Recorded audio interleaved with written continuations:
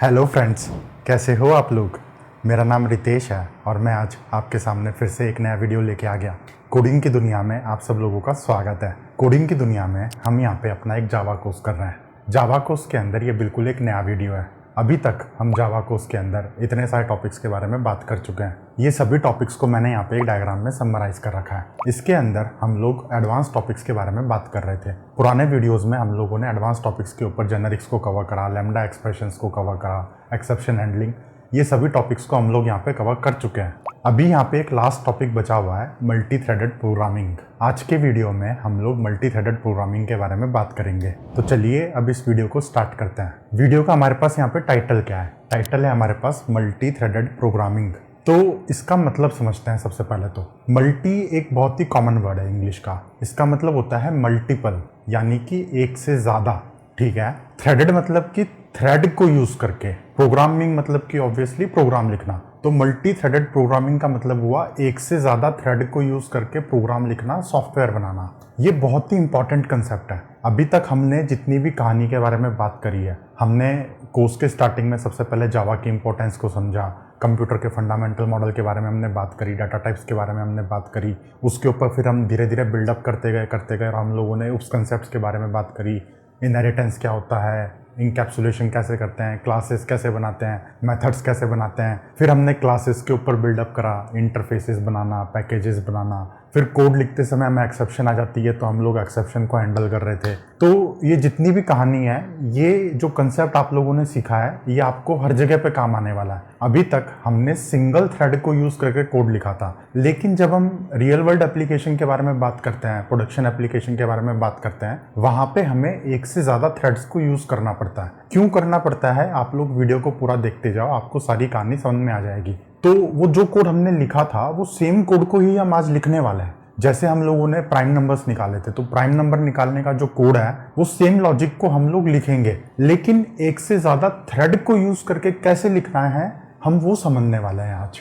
अभी यहाँ पे कुछ लोग होंगे, सोच रहे होंगे कि यार सर थ्रेड क्या होता है। तो थ्रेड को हम लोग समझते हैं। What's the concept of A thread. अब थ्रेड मतलब कि धागा? नहीं, ऐसा नहीं होता है। धागा नहीं है थ्रेड का मतलब। बेसिकली आप उसको थ्रेड की तरह, धागे की तरह इमेजिन कर सकते हो, बट वो थोड़ा सा डीप है।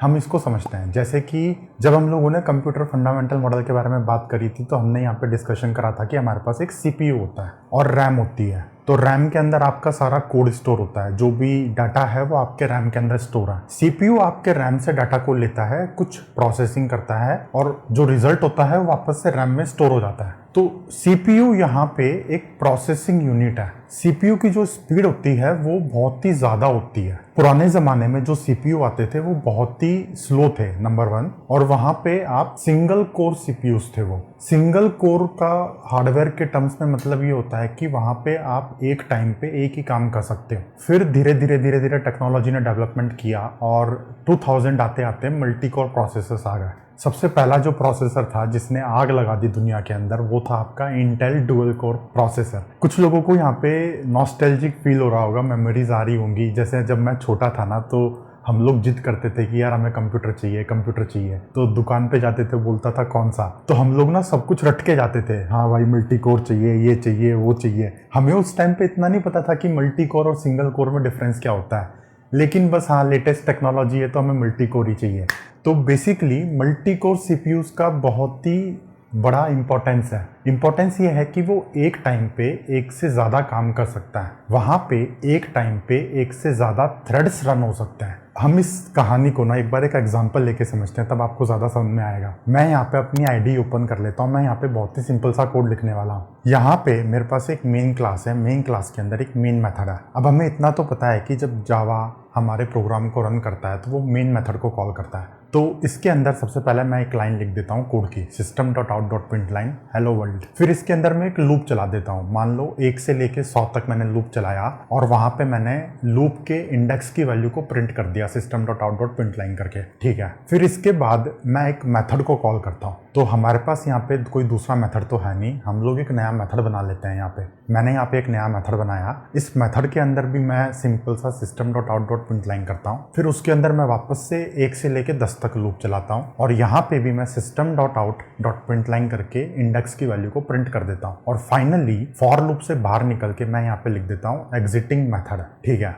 फिर वापस से हम लोग मेन मेथड के अंदर आते हैं। इसके अंदर मैं जो मेथड बनाया है उसको कॉल करता हूँ। ठीक है, और सबसे लास्ट में मैं ये लिख देता हूँ एग्जिटिंग मेन मेथड। ओके, अब ये बहुत ही सिंपल कोड है, इतनी कहानी तो हम लोगों को आती है, यहाँ पे कुछ बड़ी बात नहीं है, बड़ी बात अभी आने वाली है आप लोगों के लिए। अब मैं इस प्रोग्राम को रन करता हूँ। जैसे ही मैंने यहाँ पे प्रोग्राम को रन करा, जैसे हमें एक्सपेक्टेशन थी वैसे ही हमें यहाँ पे आउटपुट दिख रहा है। तो यहाँ पे समझने की बात यह है कि ये कोड रन जब होता है, जब ये कोड चलता है तो कैसे चलता है। हम लोग ज़रा वापस से ब्लैक बोर्ड के ऊपर चलते हैं और इसकी कहानी को समझते हैं। यहाँ पे मेरे पास वो सेम कोड है जो मैंने वहाँ पे लिखा था, वो सेम कोड का स्क्रीनशॉट है यहाँ पे। अब आपका जो कोड है वो 1 बाय 1 चलता है, स्टेप बाय स्टेप। पहले एक लाइन एग्जीक्यूट होती है, फिर दूसरी लाइन एग्जीक्यूट होती है एंड सो ऑन। सबसे पहले हमारा मेन मेथड को कॉल किया जाएगा, इतना तो हमें पता है। जैसे ही हमारा यहाँ पे मेन मेथड कॉल होता है, हमारा यहाँ पे सबसे पहली जो लाइन है वो एग्जीक्यूट होगी। प्रोसेसर के अंदर वो स्टेटमेंट जाएगी, प्रोसेसर उसको एग्जीक्यूट करेगा।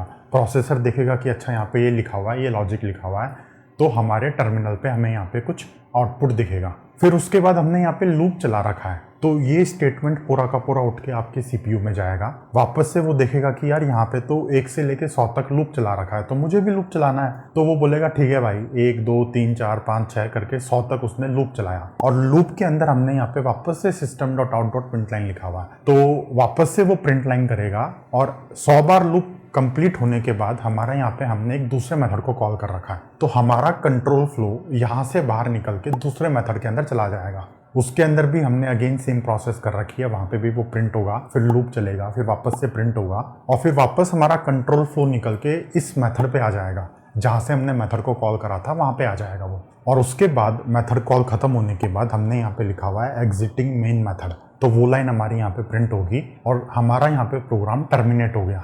तो देखा जाए तो ये एक चेन बन जाती है, पहले एक लाइन, फिर दूसरी लाइन, तीसरी लाइन, चौथी लाइन। अगर हम कोई मेथड को कॉल कर रहे हैं तो कंट्रोल फ्लो उस मेथड से निकल के जिसको हमने कॉल करा है वहाँ पे पहुँच जाएगा। जैसे हमने यहाँ पे मेन मेथड से टेस्ट मेथड को कॉल कर रखा है, तो हमारा कंट्रोल फ्लो मेन मेथड से निकल के टेस्ट में चला गया। टेस्ट में जो काम होना था हुआ, वापस से हमारे मेन मेथड के अंदर आ गया कंट्रोल फ्लो और फिर से लाइन बाय लाइन एग्जीक्यूशन चालू हो गया। तो ये जो चेन बनती है ना, इस चेन को हम बोलते हैं थ्रेड। हार्डवेयर की लैंग्वेज में इसको बोलते हैं थ्रेड। थ्रेड एक सिंगल चेन ऑफ एग्जीक्यूशन होती है। जैसे कि अभी हमारे पास यहाँ पे एक सिंगल थ्रेड है, तो एक टाइम पे एक ही काम होगा हमारा। हमारे प्रोग्राम में मान लो हज़ारों लाइनों का कोड है, लाखों लाइनों का कोड है, लेकिन एक टाइम पे एक ही लाइन चलेगी, फिर दूसरी लाइन चलेगी, फिर तीसरी लाइन चलेगी। ये 1 बाय 1 सिक्वेंशियल एग्जीक्यूशन होता है यहाँ पे। ठीक है, अब मैंने आपको बताया था कि जावा जब हमारे प्रोग्राम को कॉल करता है तो वो मेन मेथड को कॉल करता है। तो हमारे पास यहाँ पे ये जो चेन बनी हुई है, ये जो एक थ्रेड बना हुआ है, इस थ्रेड को बोलते हैं मेन थ्रेड। ये डिफ़ॉल्ट एक थ्रेड होता है जो आपका JVM बनाता है और उसी थ्रेड के अंदर हमारा सारा काम होता है। हम मेन थ्रेड से कोई दूसरा थ्रेड बना सकते हैं, तीसरा बना सकते हैं, कितने भी बना सकते हैं, लेकिन एक मेन होता है। अभी इस चीज़ को हम थोड़ा सा डिटेल में एक्सप्लोर करेंगे, लेकिन हम थोड़ा सा डिटूर ले लेते हैं। यहाँ पे 1-2 कंसेप्ट ऐसे हैं जिसके बारे में बात करना ज़रूरी है। अभी यहाँ पे कुछ लोग होंगे वो सोच रहे होंगे कि यार हमने इतना सारा वीडियोस देखे, सर ने यहाँ पे 20-25 वीडियो बना दिए, हमने वीडियो देख लिए, हमने यहाँ पे इंटरफेसेस को समझ लिया, क्लास को समझ लिया, अब ये नई चीज़ क्या उठा के लेके आए ये मल्टी थ्रेडेड प्रोग्रामिंग। हमें इसकी ज़रूरत क्यों है? जब हमें सिंगल थ्रेड यूज़ करके हमारा काम चल रहा है तो मल्टीपल थ्रेड्स को हम क्यों यूज़ करें? तो हम ज़रा इसको समझते हैं। Need of multi threading. Basically multi threading is a synonym for multitasking. हमारे पास जो कंप्यूटर होता है, कंप्यूटर के अंदर हमें एक टाइम पे एक से ज़्यादा काम करने पड़ता है, मल्टीटास्किंग। जैसे मान लो आप ये यूट्यूब का वीडियो देख रहे हो, ठीक है, इसके साथ साथ हो सकता है आपने कोई दूसरा टैब ओपन कर रखा हो ब्राउज़र में, हो सकता है आपने कोई वीडियो प्लेयर ओपन कर रखा हो। अब हम लोग यहाँ पे कोड लिख रहे थे तो आपने यहाँ पे अपना IDE भी ओपन कर रखा होगा। तो एक टाइम पे एक से ज़्यादा सॉफ्टवेयर आपके कंप्यूटर के अंदर रन होता है, हमेशा, गारंटी है ये, होते ही होते हैं। तो multitasking is a day to day life. बिना मल्टीटास्किंग के आपका सॉफ्टवेयर की दुनिया में काम ही नहीं चल सकता। मल्टीटास्किंग के लिए यहाँ पे 2 इम्पॉर्टेंट तरीके होते हैं मल्टीटास्किंग करने के। एक को हम बोलते हैं प्रोसेस बेस्ड मल्टीटास्किंग और दूसरे को बोलते हैं थ्रेड बेस्ड मल्टीटास्किंग। बेसिकली जो एक सिंगल प्रोग्राम होता है वो एक प्रोसेस की तरह एग्जीक्यूट होता है। जैसे हमने यहाँ पे अभी थोड़ी देर पहले मेन मेथड के अंदर कुछ कोड लिखा था, हमने उसको एग्जीक्यूट करा था। तो जैसे ही हमने उसको एग्जीक्यूट करा हमारा एक प्रोसेस क्रिएट हो गया। हमारे कंप्यूटर के अंदर जितनी भी प्रोसेस होती हैं हम सबको देख सकते हैं, अभी थोड़ी देर में हम लोग देखेंगे। जैसे एग्जांपल के लिए मैं आपको बताता हूँ, जैसे आपने ब्राउज़र ओपन कर रखा है तो ब्राउज़र की एक प्रोसेस है। उसके साथ साथ अगर आपने IDE ओपन कर रखा है तो IDE की भी एक प्रोसेस है। अगर आपने कोई दूसरा ब्राउज़र ओपन कर रखा है तो उसकी एक प्रोसेस है। प्रोसेस ना एक बड़ा चीज़ होती है, पूरे प्रोग्राम को प्रोसेस की तरह रन करते हैं। जो भी कंपनी ने सॉफ्टवेयर बनाया है, जैसे ब्राउज़र आपके गूगल ने बनाया है, गूगल क्रोम, तो वो पूरा का पूरा प्रोसेस है, एक बड़ी चीज़ होती है वो। उसके लिए आपको रैम के अंदर अलग से एड्रेस स्पेस को एलोकेट करना पड़ता है, एक्सेट्रा एक्सेट्रा। इसके कुछ टेक्निकलिटीज़ हैं, हमें उस पर फोकस नहीं करना है। मेन मुद्दा है प्रोसेस बेस्ड। आप एक साथ कंप्यूटर पे एक से ज़्यादा प्रोसेस को रन कर सकते हो और आप मल्टीटास्किंग को अचीव कर सकते हो, ठीक है। इसके बाद हमारे पास आता है यहाँ पे थ्रेड बेस्ड। थ्रेड के अंदर क्या होता है कि जैसे आपने मान लो टेक्स्ट एडिटर ओपन करा तो आप वहाँ पे टाइप कर रहे हो, कुछ ना कुछ लिख रहे हो सेंटेंसेस। साथ में अगर आप प्रिंट करना चाहते हो तो आप वहाँ पे प्रिंट कमांड भी दे सकते हो। तो आप टाइप करते करते आपका जो टेक्स्ट एडिटर है वो प्रिंट भी कर सकता है। तो यहाँ पे दो अलग अलग प्रोसेस नहीं है, यहाँ पे दो अलग अलग थ्रेड्स हैं। अभी कुछ देर पहले मैंने आपको कहा था कि एक थ्रेड एक टाइम पे एक ही काम करेगा। तो अगर आप टाइप कर रहे हो और अगर आपको स्क्रीन पे दिख रहा है जो आप टाइप कर रहे हो, तो वहाँ पे तो आपका एक थ्रेड कंज्यूम हो गया। अब अगर आपको प्रिंटिंग भी करनी है साथ में, तो उसके लिए आपका टेक्स्ट एडिटर एक दूसरा थ्रेड बनाता है और उस थ्रेड के अंदर फिर वो प्रिंटिंग वाले टास्क को एग्जीक्यूट करता है। तो थ्रेड होता है आपकी छोटी चीज, प्रोसेस आपका एक बड़ा अम्ब्रेला है, उसके अंदर एक छोटी चीज होती है आपके थ्रेड। एक प्रोसेस के अंदर बहुत सारे थ्रेड्स हो सकते हैं। जैसे हमारे पास मेन मेथड था, उसके अंदर हमने कोड लिखा था, हमारा जावा का प्रोग्राम था। तो हमारे प्रोग्राम के अंदर हम लोगों ने अभी तक एक ही थ्रेड को यूज़ करा है, बट हम इस वीडियो के अंदर बहुत सारे थ्रेड्स को बनाएंगे। तो वहाँ पे प्रोसेस तो हमारी एक ही बनेगी लेकिन थ्रेड्स बहुत सारे बनेंगे।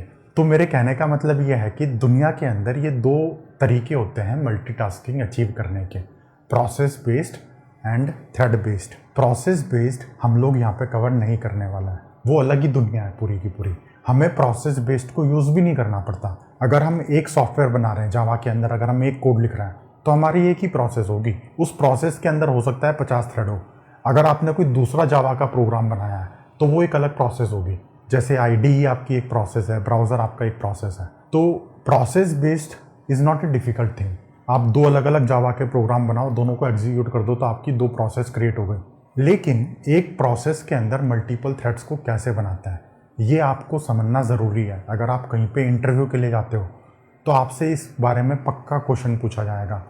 जो भी ये बड़ी बड़ी कंपनीज़ हैं जैसे कि गूगल है, एडोबी है, उबर है, ये सभी कंपनीज़ में मैंने काम करा है, तो हमसे ये क्वेश्चन हमेशा पूछे जाते हैं। क्योंकि आप इमेजिन करो कि गूगल के अंदर एक सेकंड में इतनी सारी क्वेरीज आती हैं, इतने सारे सर्च रिक्वेस्ट आती हैं, तो वहाँ पे अगर वो एक थ्रेड से काम चलाएंगे तो वहाँ पे उनका काम नहीं बनेगा। वहाँ पे उनको मल्टीपल थ्रेड्स यूज़ करने ही पड़ेंगे।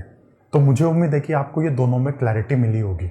अब हम लोग थोड़ा सा आगे बढ़ते हैं और थोड़ा सा प्रैक्टिकल अप्रोच देखते हैं। मैंने आपको कहा था कि एक कंप्यूटर के अंदर जितने भी प्रोसेस होते हैं हम सभी को देख सकते हैं। बेसिकली सभी ऑपरेटिंग सिस्टम के अंदर एक ऐसा टूल होता है जिसको यूज़ करके हम कंप्यूटर के अंदर जो भी प्रोसेस चल रहे हैं उसको देख सकते हैं। अगर आप विंडोज़ यूज़ करते हो तो वहाँ पे टास्क मैनेजर होता है आपके पास। अगर आप मैक को यूज़ करते हो तो वहाँ पे एक्टिविटी मॉनिटर होता है। फ़िलहाल मेरे पास मैक है, विंडोज़ है नहीं। तो अगर मैं मैक के अंदर एक्टिविटी मॉनिटर को ओपन करता हूँ तो वो कुछ इस तरीके से दिखता है। यहाँ पे आपको अलग अलग टैब्स दिख रहे हैं। ये जो आपको यहाँ पे लिस्ट दिख रही है ये आपके प्रोसेस का नाम है। जैसे कि ये गूगल क्रोम है, गूगल क्रोम के अंदर इतने सारे थ्रेड्स बने हुए हैं, ये इतने % CPU को यूज़ कर रहा है। मैंने यहाँ पे अपनी IDE ओपन कर रखी है तो इंटेलिजे आइडिया की भी एक प्रोसेस है, उसके अंदर इतने थ्रेड्स हैं। और यहाँ पे हम लोग CPU यूटिलाइजेशन देख रहे हैं। अगर हम अगले टैब पे जाते हैं तो यहाँ पे हम मेमोरी यूटिलाइजेशन देख सकते हैं कि ये सारी की सारी प्रोसेस कितनी मेमोरी यूज़ कर रही है। अगर हम नेटवर्क के अंदर जाते हैं तो हम नेटवर्क के बारे में देख सकते हैं कि गूगल क्रोम मेरा नेटवर्क कितना यूज़ कर रहा है, मेरा IDE जो है वो मेरा नेटवर्क कितना यूज़ कर रहा है, एक्सेट्रा एक्सेट्रा। तो विंडोज़ के अंदर भी होता है ये, मैक के अंदर भी होता है, लिनक्स के अंदर भी होता है, सबके अंदर होता है ये। हम लोग यहाँ पे वापस से ब्लैक बोर्ड के ऊपर आ गए। हमें यहाँ पे कुछ और इंपॉर्टेंट कंसेप्ट्स को समझना है। अब मल्टीटास्किंग के दो तरीके होते हैं, प्रोसेस बेस्ड, थ्रेड बेस्ड, ठीक है। लेकिन मल्टी थ्रेडेड जो इन्वायरमेंट्स होते हैं वो किस तरीके से काम करते हैं, जावा की अप्रोच क्या है, जावा किस तरीके से मल्टीपल थ्रेड्स को मैनेज करता है। जैसे नोड जेएस है, नोड जेएस के अंदर अलग तरीके से काम चलता है, जावा है, जावा के अंदर अलग तरीके से काम चलता है। तो यहाँ पे ना दो अलग अलग पोल्स हैं, they are poles apart, single threaded versus multi threaded execution environments. Java का जो एग्जीक्यूशन इन्वायरमेंट है वो मल्टी थ्रेडेड एग्जीक्यूशन इन्वायरमेंट है। कुछ लैंग्वेजेस ऐसी होती हैं जो सिंगल थ्रेडेड एग्जीक्यूशन इन्वायरमेंट की तरह काम करती है, जैसे कि नोड जेएस। तो दोनों में क्या डिफरेंस है, हम थोड़ा सा समरी ले लेते हैं उसकी। सिंगल थ्रेडेड एग्जीक्यूशन इन्वायरमेंट के अंदर क्या होता है, आपके पास एक इवेंट लूप होता है। इवेंट लूप मतलब कि एक ऐसा लूप जो कि आपके इन्फिनिटली चलता रहता है। जैसे कि आपने वाइल ट्रू लिख दिया उसके अंदर, तो ये लूप आपका कभी रुकेगा नहीं, चलता रहेगा। ये इवेंट लूप क्या करता है, एक क्यू होती है, क्यू के अंदर से टास्क को उठाता है कि भाई मुझे ये वाला टास्क करना है, फाइल को रीड करना है, फाइल को अपलोड करना है, नेटवर्क टास्क करना है, कुछ भी करना है। तो इसने क्यू के अंदर से टास्क को उठाया, फिर ये टास्क को डिस्पैच करता है, जहाँ पे भी वो काम करना होता है वहाँ पे वो डिस्पैच कर देता है। और जब तक वो काम हो रहा होता है तब तक ये सब वेट कर रहे होते हैं। जैसे ही वो काम खत्म हो जाता है, इस लूप को पता चलता है कि ये काम खत्म हो गया, फिर ये वापस से इवेंट हैंडलर के पास जाके बताता है कि आपका काम खत्म हो गया। जिन बंदों को जावास्क्रिप्ट के बारे में पता होगा उनको पता होगा कि मेरा कहने का मतलब क्या है। अगर आप लोगों को जावास्क्रिप्ट के बारे में नहीं पता तो कोई दिक्कत नहीं है। यहाँ पे जो समझने वाली बात है वो ये है कि जब तक आपका काम चलता है तब तक आपका पूरा का पूरा प्रोग्राम एक तरीके से वेट स्टेट में होता है। आप वहाँ पे सीपीयू साइकिल्स को वेस्ट करते हो। आपने क्यू में 4 टास्क डाल दी है, आपका जो इवेंट लूप है वो एक टास्क को उठाएगा, उस टास्क को डिस्पैच करेगा। जब तक वो टास्क नहीं हो जाता तब तक वो वेट कर रहा है, लूप चल रहा है, वहाँ पे सीपीयू साइकिल वेस्ट हो रही है। फिर वो दूसरा टास्क उठाएगा, दूसरे टास्क को डिस्पैच कर देगा, फिर से वहाँ पे सीपीयू साइकिल वेस्ट हो रही है। जब वो टास्क खत्म हो जाएंगे तो वो इवेंट हैंडलर को जाके बताएगा कि आपका काम खत्म हो गया है, अब आप आगे की प्रोसेसिंग कर सकते हो। जो आपके मल्टी थ्रेडेड एग्जीक्यूशन इन्वायरमेंट होते हैं वहाँ पे ये इवेंट लूप को पूरा का पूरा हटा दिया है। जावा के अंदर इवेंट लूप नाम की कोई भी चीज़ नहीं होती है। जावा के अंदर आप अलग अलग थ्रेड्स बनाते हो और हर एक थ्रेड की एक इंडिविजुअल आइडेंटिटी होती है, उसकी एक इंडिविजुअल स्टेट है। वो हार्डवेयर के अंदर पूरा का पूरा अलग कहानी है उसकी। जैसे आपने मान लो यहाँ पे 3 थ्रेड बनाया, अगर एक थ्रेड आपके नेटवर्क पे जाके फाइल को अपलोड कर रहा है तो दूसरा थ्रेड वहाँ पे वेट नहीं करेगा। वो बोलेगा यार मुझको तो प्राइम नंबर निकालना है तो मैं तो निकालूंगा, तू अपलोड करता रहे, तेरी हेडेक है वो। यहाँ पे जावा के अंदर कोई भी सीपीयू साइकिल वेस्ट नहीं होती है। जावा के डेवलपर्स ने इस चीज़ का ध्यान रखा है कि सीपीयू को जितना ज़्यादा हो सके यूटिलाइज किया जाए। ठीक है, तो मुझे उम्मीद है कि ये सिंपल सी कहानी आपको समझ में आई होगी। अब हम आगे बढ़ते हैं और थ्रेड को मैनेज करने के लिए आपके पास होती है थ्रेड क्लास। पूरी की पूरी मल्टी थ्रेडेड प्रोग्रामिंग जो भी जावा सपोर्ट करती है वो सारे के सारे आपके थ्रेड क्लास के अराउंड ही बनी हुई है। हमें अपने कोड के अंदर थ्रेड क्लास के अलावा कुछ यूज़ करने की ज़रूरत ही नहीं है। इस क्लास के अंदर हमारे पास मेथड्स होते हैं, कुछ स्टैटिक मेथड्स हैं, कुछ नॉन स्टैटिक मेथड्स हैं। उन मेथड्स को यूज़ करके हम अलग अलग थ्रेड्स के बीच में कम्युनिकेट करते हैं। थ्रेड्स को नाम सेट कर सकते हैं, उसका नाम ले सकते हैं। ये क्या क्या कर सकते हैं हम लोग यहाँ पे कोड में लिख के समझेंगे। तो मैंने यहाँ पे अपनी आईडी ओपन कर ली है, आप भी कर लो और मेरे साथ कोड लिख लिख के देखो। आईडी ओपन करने के बाद मेरे पास यहाँ पे एक सिंपल सी मेन क्लास है और मेन मेथड है। अब हमें इतना तो पता है कि जैसे ही जेवीएम हमारे प्रोग्राम को रन करता है हमारे मेन मेथड को कॉल किया जाता है। ठीक है, अभी इसके अंदर मैंने कोई कोड नहीं लिखा। एक काम करता हूँ, मैं यहाँ पे सिंपल सा कोड लिख देता हूँ, system.out.println इनसाइड मेन मेथड। ठीक है, अब जैसे ही आपका मेथड कॉल होगा ये लाइन आपकी एग्जीक्यूट हो जाएगी। ठीक है, लेकिन हमको यहाँ पे थ्रेड क्लास के बारे में समझना है। थ्रेड क्लास के अंदर कुछ मेथड्स हैं। सबसे पहला यहाँ पे एक मेथड होता है स्लीप। स्लीप मेथड का मतलब ये है कि आपका जो करंट थ्रेड है वो स्लीप हो जाए, वो सो जाए। जैसे मान लो कि यार आपको इंटेंशनली 10 सेकंड के लिए स्लीप कराना है, कोई भी रीज़न हो सकता है आपके पास, तो आप चाहते हो कि 10 सेकंड के लिए स्लीप हो जाए। तो मैं यहाँ पे thread.sleep लिख के उसके अंदर 10,000 पास कर देता हूँ। यहाँ पे ये जो 10,000 है ये मिली सेकेंड्स हैं। 1 सेकंड के अंदर 1000 मिली सेकेंड होते हैं, तो 10 सेकंड के अंदर 10,000 मिली सेकेंड्स होंगे। तो आप सोच सकते हो सीपीयू कितना फास्ट चलता है। सीपीयू बोलता है यार मुझे सेकंड से भी फर्क नहीं पड़ता, सेकंड तो एक बहुत बड़ा ड्यूरेशन है, उससे भी जो छोटा ड्यूरेशन होता है मिली सेकंड में उस लेवल पे काम करता हूँ। इसीलिए सीपीयू को जितना ज़्यादा हो सके यूटिलाइज करने की ज़रूरत पड़ती है, वरना उनका कोई नुकसान नहीं है। इंटेल ने तो बना के बेच दिया भाई, ठीक है $1000 का सीपीयू है, तुम्हें यूज़ करना है करो, नहीं करना मत करो। मेरे को तो $1000 मिल गया है। लेकिन जो भी कोडर्स हैं, जो भी सॉफ्टवेयर डेवलपर्स हैं, जैसे कि आप और मैं, हम लोगों को इस चीज़ का ध्यान रखना है कि जितना ज़्यादा हो सके हम सीपीयू की पावर को यूटिलाइज करें। इसीलिए तो हम यहाँ पे मल्टी थ्रेडेड प्रोग्रामिंग को समझ रहे हैं। तो अब ये जो स्लीप मेथड है, यहाँ पे ये 10 सेकंड के लिए सो जाएगा, लेकिन यहाँ पे आपको एक एरर दिख रही है। एरर पे अगर आप हाईलाइट करते हो तो यहाँ पे ये लिखा हुआ है कि चेक्ड एक्सेप्शन थ्रो कर रहा है ये, और हमें एक्सेप्शन को कैच करना पड़ेगा। तो यहाँ पे दो तरीके हैं, या तो आप ट्राई कैच को यूज़ कर लो, या फिर आप मेथड पे जाके थ्रोज इंटरप्टेड एक्सेप्शन लिख दो। तो फिलहाल मैं ट्राई कैच को यूज़ नहीं कर रहा, मैंने यहाँ पे सिंपल थ्रोज लिख दिया, कोई दिक्कत नहीं है इसमें। अब स्लीप करने के बाद मैं वापस से लिख देता हूँ आफ्टर स्लीप, ठीक है। अब मैं प्रोग्राम को रन करता हूँ। मैंने यहाँ पे प्रोग्राम को रन करा, पहले मेरी एक लाइन प्रिंट हो गई, उसके बाद स्लीप में चला गया वो 1 2 8 9 10, फिर वापस से आफ्टर स्लीप वाली लाइन प्रिंट हो गई। तो 10 सेकंड के लिए आपका थ्रेड सो गया, वहाँ पे कुछ भी नहीं हुआ उसके अंदर। सोने के बाद जैसे ही वो उठा वापस, अगली लाइन एग्जीक्यूट होना शुरू हो गई। स्लीप का मतलब यही है कि जो स्टेट में वो थ्रेड है उसी स्टेट में वो रुक जाए। आपके मेमोरी में आपने जितने भी वेरिएबल्स बनाए हैं, जो भी आपकी स्टेट है वो मेंटेन की जाएगी, और जिस लाइन पे वो सोया है उससे जस्ट अगली लाइन पे वो एग्जीक्यूशन वापस से शुरू कर देगा, ठीक है। अब यहाँ पे एक मेथड और है, thread dot current thread. Current thread को कॉल करके आप थ्रेड के इंस्टेंस को ले लेते हो। मैंने यहाँ पे कॉल कर दिया तो मेरे को एक थ्रेड का ऑब्जेक्ट मिल गया। ये करंट थ्रेड आपका एक स्टैटिक मेथड है। इस स्टैटिक मेथड को मैंने कॉल किया तो मेरे को उस थ्रेड का ऑब्जेक्ट मिल गया। यहाँ पे मुझे कौन से थ्रेड का ऑब्जेक्ट मिला है? यहाँ पे मुझे मेन थ्रेड का ऑब्जेक्ट मिला है। ये बात ध्यान रखने की है, जिस थ्रेड के अंदर से हम इस मेथड को कॉल करते हैं उसी थ्रेड का ऑब्जेक्ट हमें यहाँ पे मिलता है। जेवीएम ने एक मेन थ्रेड बनाया, मेन थ्रेड बनाने के बाद उसने हमारे कोड को एग्जीक्यूट करना शुरू करा, हमने स्लीप कर दिया, स्लीप के बाद हमने करंट थ्रेड को कॉल करा, तो मेन थ्रेड से ही हम करंट थ्रेड को कॉल कर रहे हैं, तो वही ऑब्जेक्ट हमें यहाँ पे मिल गया।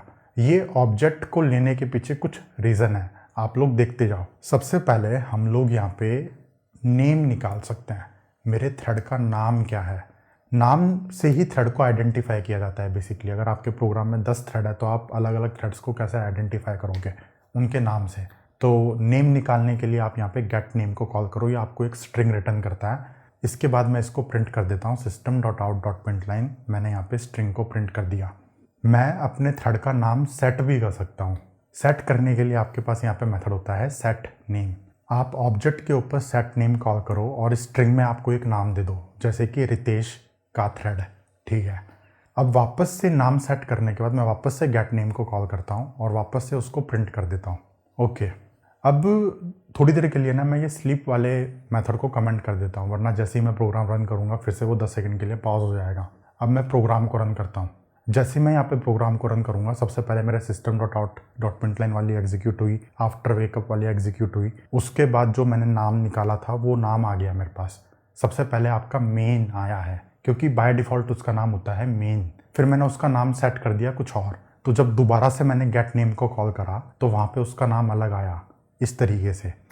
तो ये 2-3 इंपॉर्टेंट मेथड्स हैं थ्रेड क्लास के अंदर, ठीक है। अब हमारे दिमाग में एक क्वेश्चन पक्का आता होगा कि हमें यहाँ पे थ्रेड के ऑब्जेक्ट की ज़रूरत क्यों है।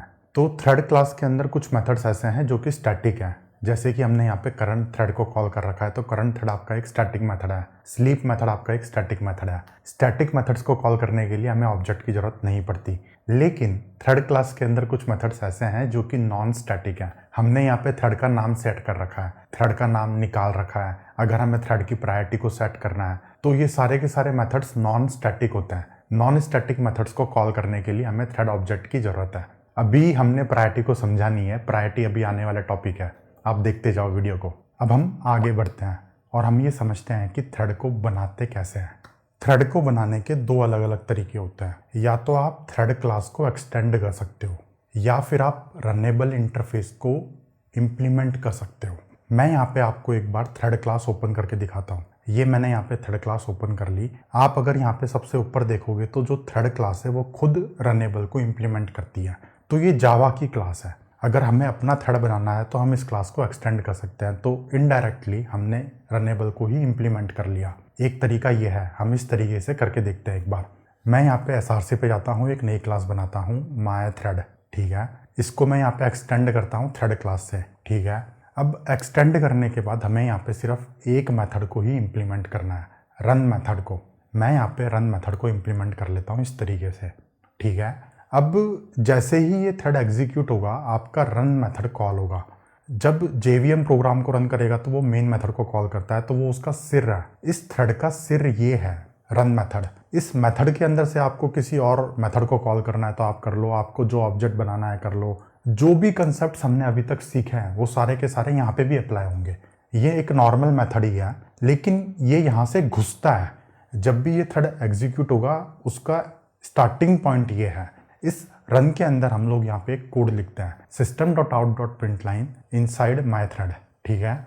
एक काम करते हैं यार, यहाँ पे एक थ्रेड का नाम भी निकाल लेते हैं। सबसे पहले मैं यहाँ पे थ्रेड t1 = thread.current thread, ये मेरे को करंट थ्रेड का एक ऑब्जेक्ट मिल गया। इस ऑब्जेक्ट के ऊपर मैं गेट नेम को कॉल करता हूँ तो मेरे को नाम मिल गया, उसको मैं यहाँ पे प्रिंट कर देता हूँ, ठीक है।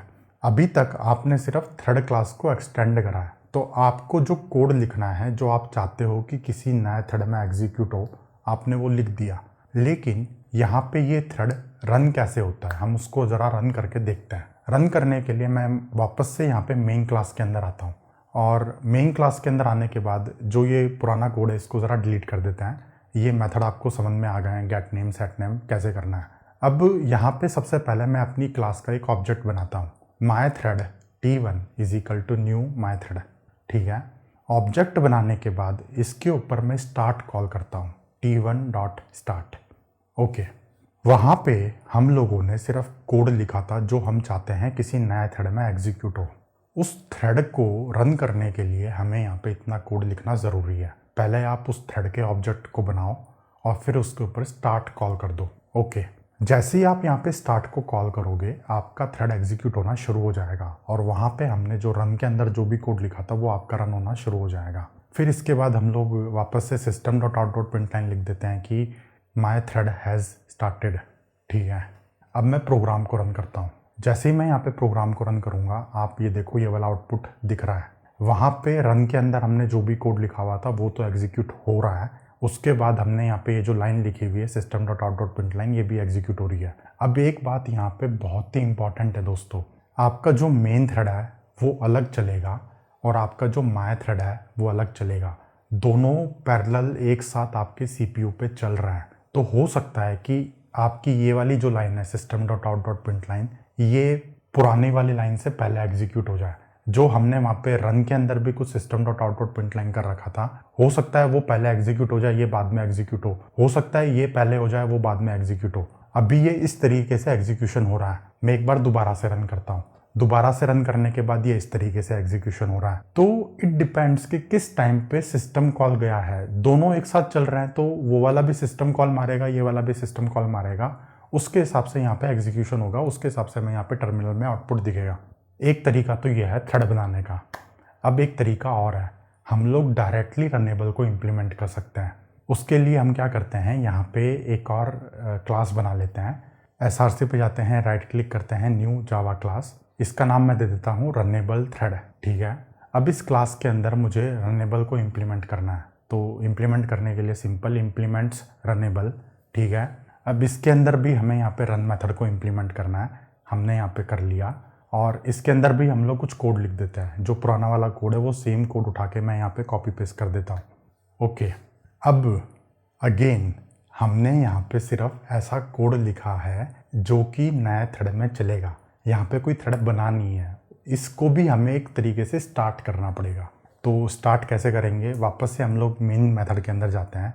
मेन मेथड के अंदर जाने के बाद सबसे पहले मुझे अपनी क्लास का ऑब्जेक्ट बनाना है। वो क्लास का ऑब्जेक्ट बनाना है जिस क्लास में मैंने रनेबल को इम्प्लीमेंट करा है, तो उसका मैं यहाँ पे ऑब्जेक्ट बना देता हूँ, ठीक है। अब इस ऑब्जेक्ट को मुझे थ्रेड के अंदर देना पड़ेगा। उसके लिए मैं यहाँ पे लिखूँगा थ्रेड t2 = न्यू थ्रेड, और इसके कंस्ट्रक्टर में मैं यहाँ पे रनेबल को दे देता हूँ, ओके। अब मैं यहाँ पे t2 को स्टार्ट कर देता हूँ, t2.start, ओके। अब मैं यहाँ पे प्रोग्राम को रन करता हूँ। तो जैसे ही मैं यहाँ पे प्रोग्राम को रन करूँगा आपको यहाँ पे कुछ मिक्स्ड आउटपुट दिख रहा है। यहाँ पे एक साथ 3 थ्रेड एग्जीक्यूट हो रहा है। सबसे पहले आपका मेन थ्रेड एग्जीक्यूट हो रहा है, फिर वो वाला थ्रेड एग्जीक्यूट हो रहा है जो कि माय थ्रेड है, जो आपने क्लास को एक्सटेंड करके लिखा है। फिर वो वाला थ्रेड एग्जीक्यूट हो रहा है जो कि आपके रनेबल वाला थ्रेड है, जो कि आपने इम्प्लीमेंट्स रनेबल करके लिखा है। तो तीनों थ्रेड एक साथ चलेंगे, तीनों थ्रेड एक साथ system dot out dot print line करेंगे। जिसको पहले मौका मिल जाएगा उसका स्टेटमेंट यहाँ पे सबसे पहले दिखेगा। ज़रूरी नहीं है कि हमेशा आपको इसी टाइप का आउटपुट दिखे। अगर मैं दोबारा से प्रोग्राम को रन करता हूँ तो अलग आउटपुट हो सकता है। यहाँ पे इंपॉर्टेंट मुद्दा जो है समझने का, दो मुद्दे हैं यहाँ पे। नंबर 1, थ्रेड को बनाते कैसे हैं और थ्रेड को स्टार्ट कैसे करते हैं। बनाने के दो तरीके हैं, या तो आप क्लास को एक्सटेंड कर लो, थ्रेड क्लास को, या फिर आप रनेबल को इम्प्लीमेंट कर लो। दोनों ही केस में आपको यहाँ पे एक मेथड से मतलब है, वो है रन मेथड। रन मेथड का सिग्नेचर बहुत ही सिंपल है। इसके अंदर आप जो भी कोड लिखोगे वो कोड आपका नया थ्रेड में एग्जीक्यूट होगा। हमने यहाँ पे simple system dot out dot print line करके लिखा हुआ है। आप कुछ भी लिख सकते हो। आप यहाँ पे फाइल को अपलोड कर सकते हो, डाउनलोड कर सकते हो, इंक्रिप्ट डिक्रिप्ट करना, एनीथिंग इज पॉसिबल। दूसरा मुद्दा यहाँ पे ये है कि ये सारे के सारे थ्रेड्स आपके सीपीयू पे एक साथ एग्जीक्यूट होते हैं। 1 बाय 1 नहीं होते हैं, ये एक साथ चलते हैं। जितनी भी लाइनें थ्रेड्स में लिखी हुई हैं, हो सकता है कि आपका मेन थ्रेड एक लाइन को एग्जीक्यूट कर रहा हो, उसी टाइम पे आपका दूसरा थ्रेड कोई दूसरी लाइन को एग्जीक्यूट कर रहा हो। ये है मल्टीटास्किंग, पैरेलल एग्जीक्यूशन।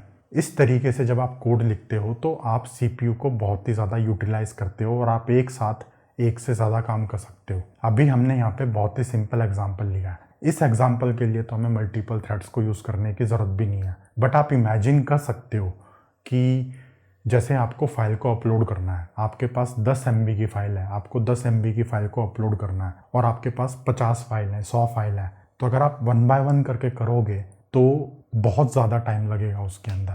अगर आप मल्टीपल थ्रेड्स को यूज़ करके 50 फाइल को अपलोड करोगे तो वहाँ पे वो थ्योरेटिकली 50 गुना कम टाइम लगेगा आपको। एक साथ आपके 50 काम चल रहे हैं तो एक साथ 50 फाइल अपलोड हो रही है।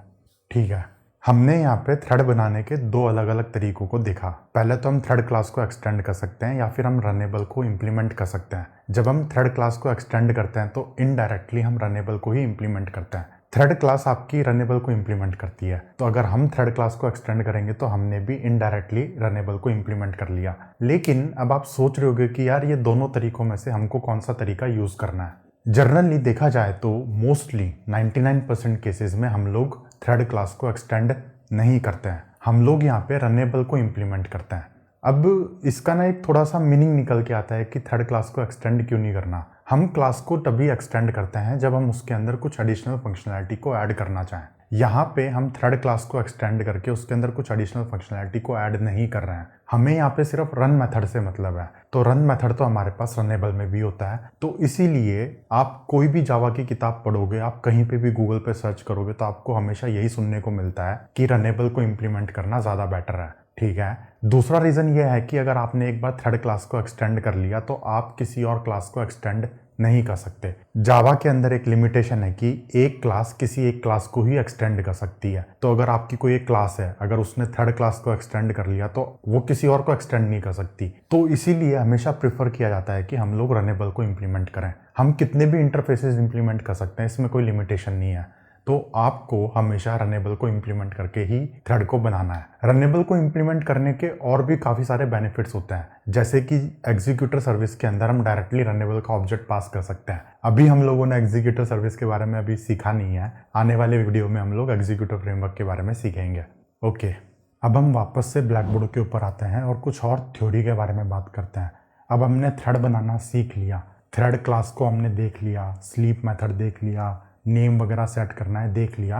अब टाइम आ गया है कि आपको थोड़ा और आगे लेके जाया जाए, आपको थोड़े और एडवांस कंसेप्ट्स के बारे में बताया जाए। सबसे पहला कंसेप्ट है यहाँ पे थ्रेड की स्टेट।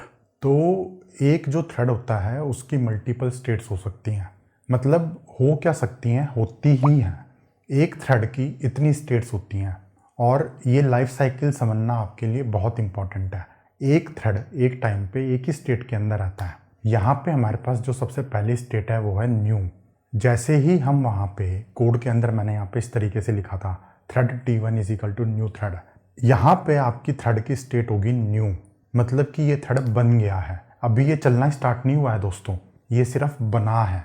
तो जैसे ही कोई एक नया ऑब्जेक्ट बनता है थ्रेड क्लास का, वो आपके न्यू स्टेट के अंदर जाता है। फिर हम उसके ऊपर स्टार्ट मेथड को कॉल करते हैं। तो जैसे ही हम वहाँ पे स्टार्ट मेथड को कॉल करते हैं वो आपके रनेबल स्टेट में जाता है। रनेबल स्टेट का मतलब है ये थ्रेड आपका चलने के लिए तैयार है। जैसे ही उसको सीपीयू मिलेगा ये थ्रेड आपका चलने के लिए तैयार है। जेवीएम के वहाँ से कंट्रोल निकल गया। आगे का काम होता है आपके ऑपरेटिंग सिस्टम का। अभी कुछ देर पहले हम लोगों ने एक्टिविटी मॉनिटर ओपन करा था, वहाँ पे हमने देखा था कि इतने सारे थ्रेड्स चल रहे हैं, इतने सारे प्रोग्राम्स चल रहे हैं। तो हो सकता है ना कि ऑपरेटिंग सिस्टम बोले कि यार अभी मेरे पास टाइम नहीं है, आपको 5 सेकंड के लिए वेट करना पड़ेगा।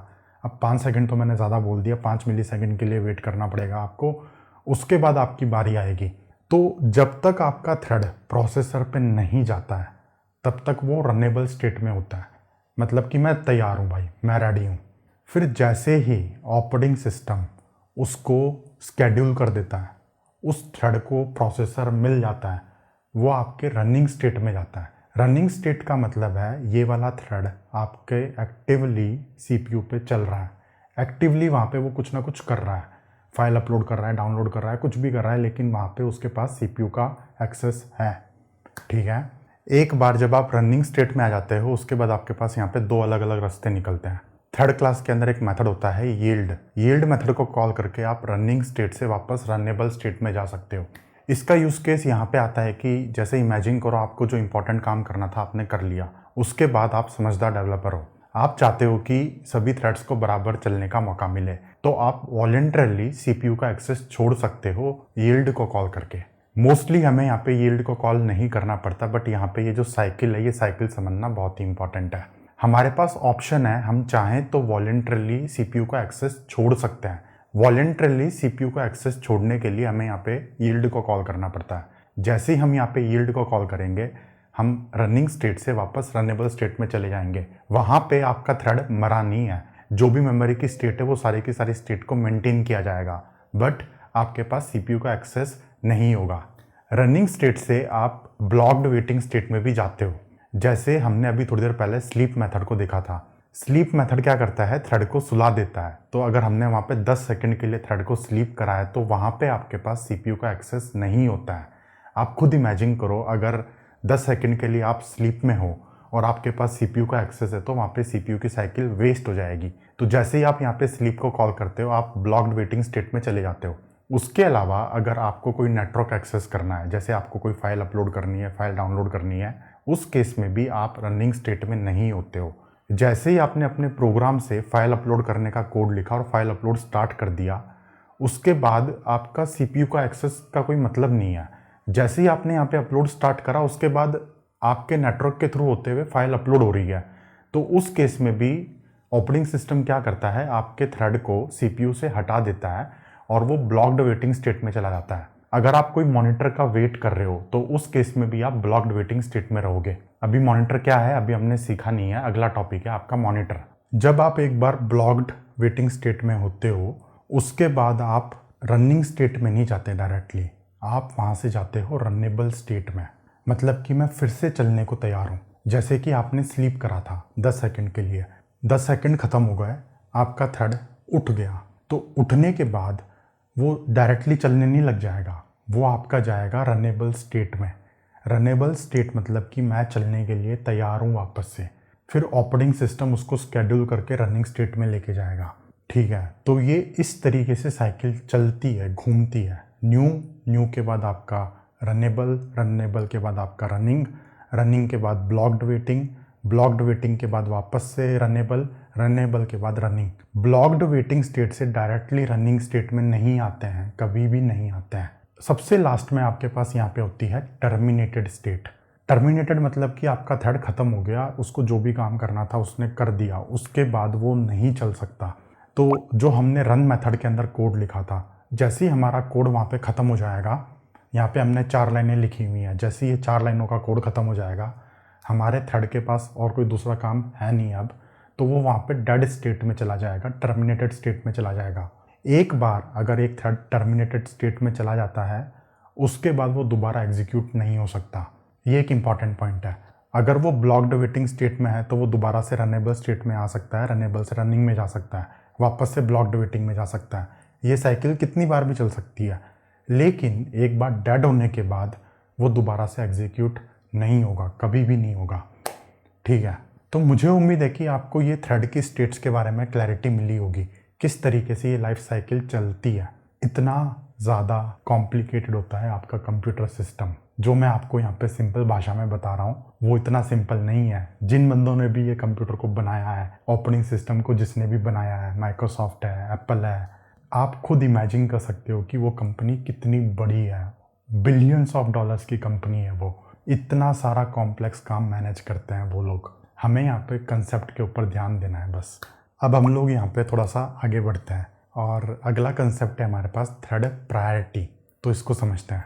जावा के अंदर प्रायोरिटी का कंसेप्ट है। प्रायोरिटी मतलब कि थ्रेड की प्रायोरिटी क्या है रिलेटिव टू अदर थ्रेड्स। अगर आपके पास एक थ्रेड है, आप इसकी प्रायोरिटी मान लो 5000 सेट कर दो, कोई फ़र्क नहीं पड़ता। प्रायोरिटी का मतलब तभी आता है जब उसको रिलेटिवली कंपेयर किया जाए बाकी थ्रेड्स के साथ। तो आप इमेजिन करो आपके पास यहाँ पे 5 थ्रेड है, तो आप ये 5 थ्रेड की अलग अलग प्रायोरिटीज सेट कर सकते हो। किसी की आपने 2 कर दी, किसी की 5 कर दी, किसी की 7 कर दी, 9 कर दी, 10 कर दी। तो जिसकी प्रायोरिटी सबसे ज़्यादा होगी, जावा हमेशा ये ट्राई करेगा कि उस थ्रेड को सबसे पहले एग्जीक्यूट किया जाए। ट्राई करता है यहाँ पे जावा, एग्जीक्यूट होने की गारंटी नहीं होती है। तो प्रायोरिटी जो है ना वो 1 से लेकर 10 तक ही होती है बस। जावा के अंदर प्रायोरिटी 1 से 10 तक होती है। 1 मतलब कि मिनिमम प्रायोरिटी, 10 मतलब कि मैक्सिमम प्रायोरिटी, और जो डिफ़ॉल्ट प्रायोरिटी होती है, जो नॉर्मल प्रायोरिटी होती है, वो होती है 5। हम जो थ्रेड बनाते हैं हम उसके ऊपर प्रायोरिटी को सेट कर सकते हैं। इसको ज़रा मैं आपको करके दिखाता हूँ। मैंने यहाँ पे अपना कोड ओपन कर लिया है। अभी यहाँ पे मेरे पास पुराना वाला कोड है जो हमने यहाँ पे अलग अलग तरीके से थ्रेड बनाए थे। यहाँ पे हमारे पास मेन थ्रेड है, एक हमारे पास रनेबल वाला थ्रेड है और एक हमारे पास माय थ्रेड है। तो मैं क्या करता हूँ, यहाँ पे इनके ऑब्जेक्ट के ऊपर सेट प्रायोरिटी एक मेथड होता है, उसको कॉल कर देता हूँ। तो T1 के ऊपर मैंने सेट प्रायोरिटी को कॉल करा, इसकी प्रायोरिटी मैंने सेट कर दी 10। 10 आपकी मैक्सिमम प्रायोरिटी है, मैं चाहता हूँ ये सबसे पहले चले।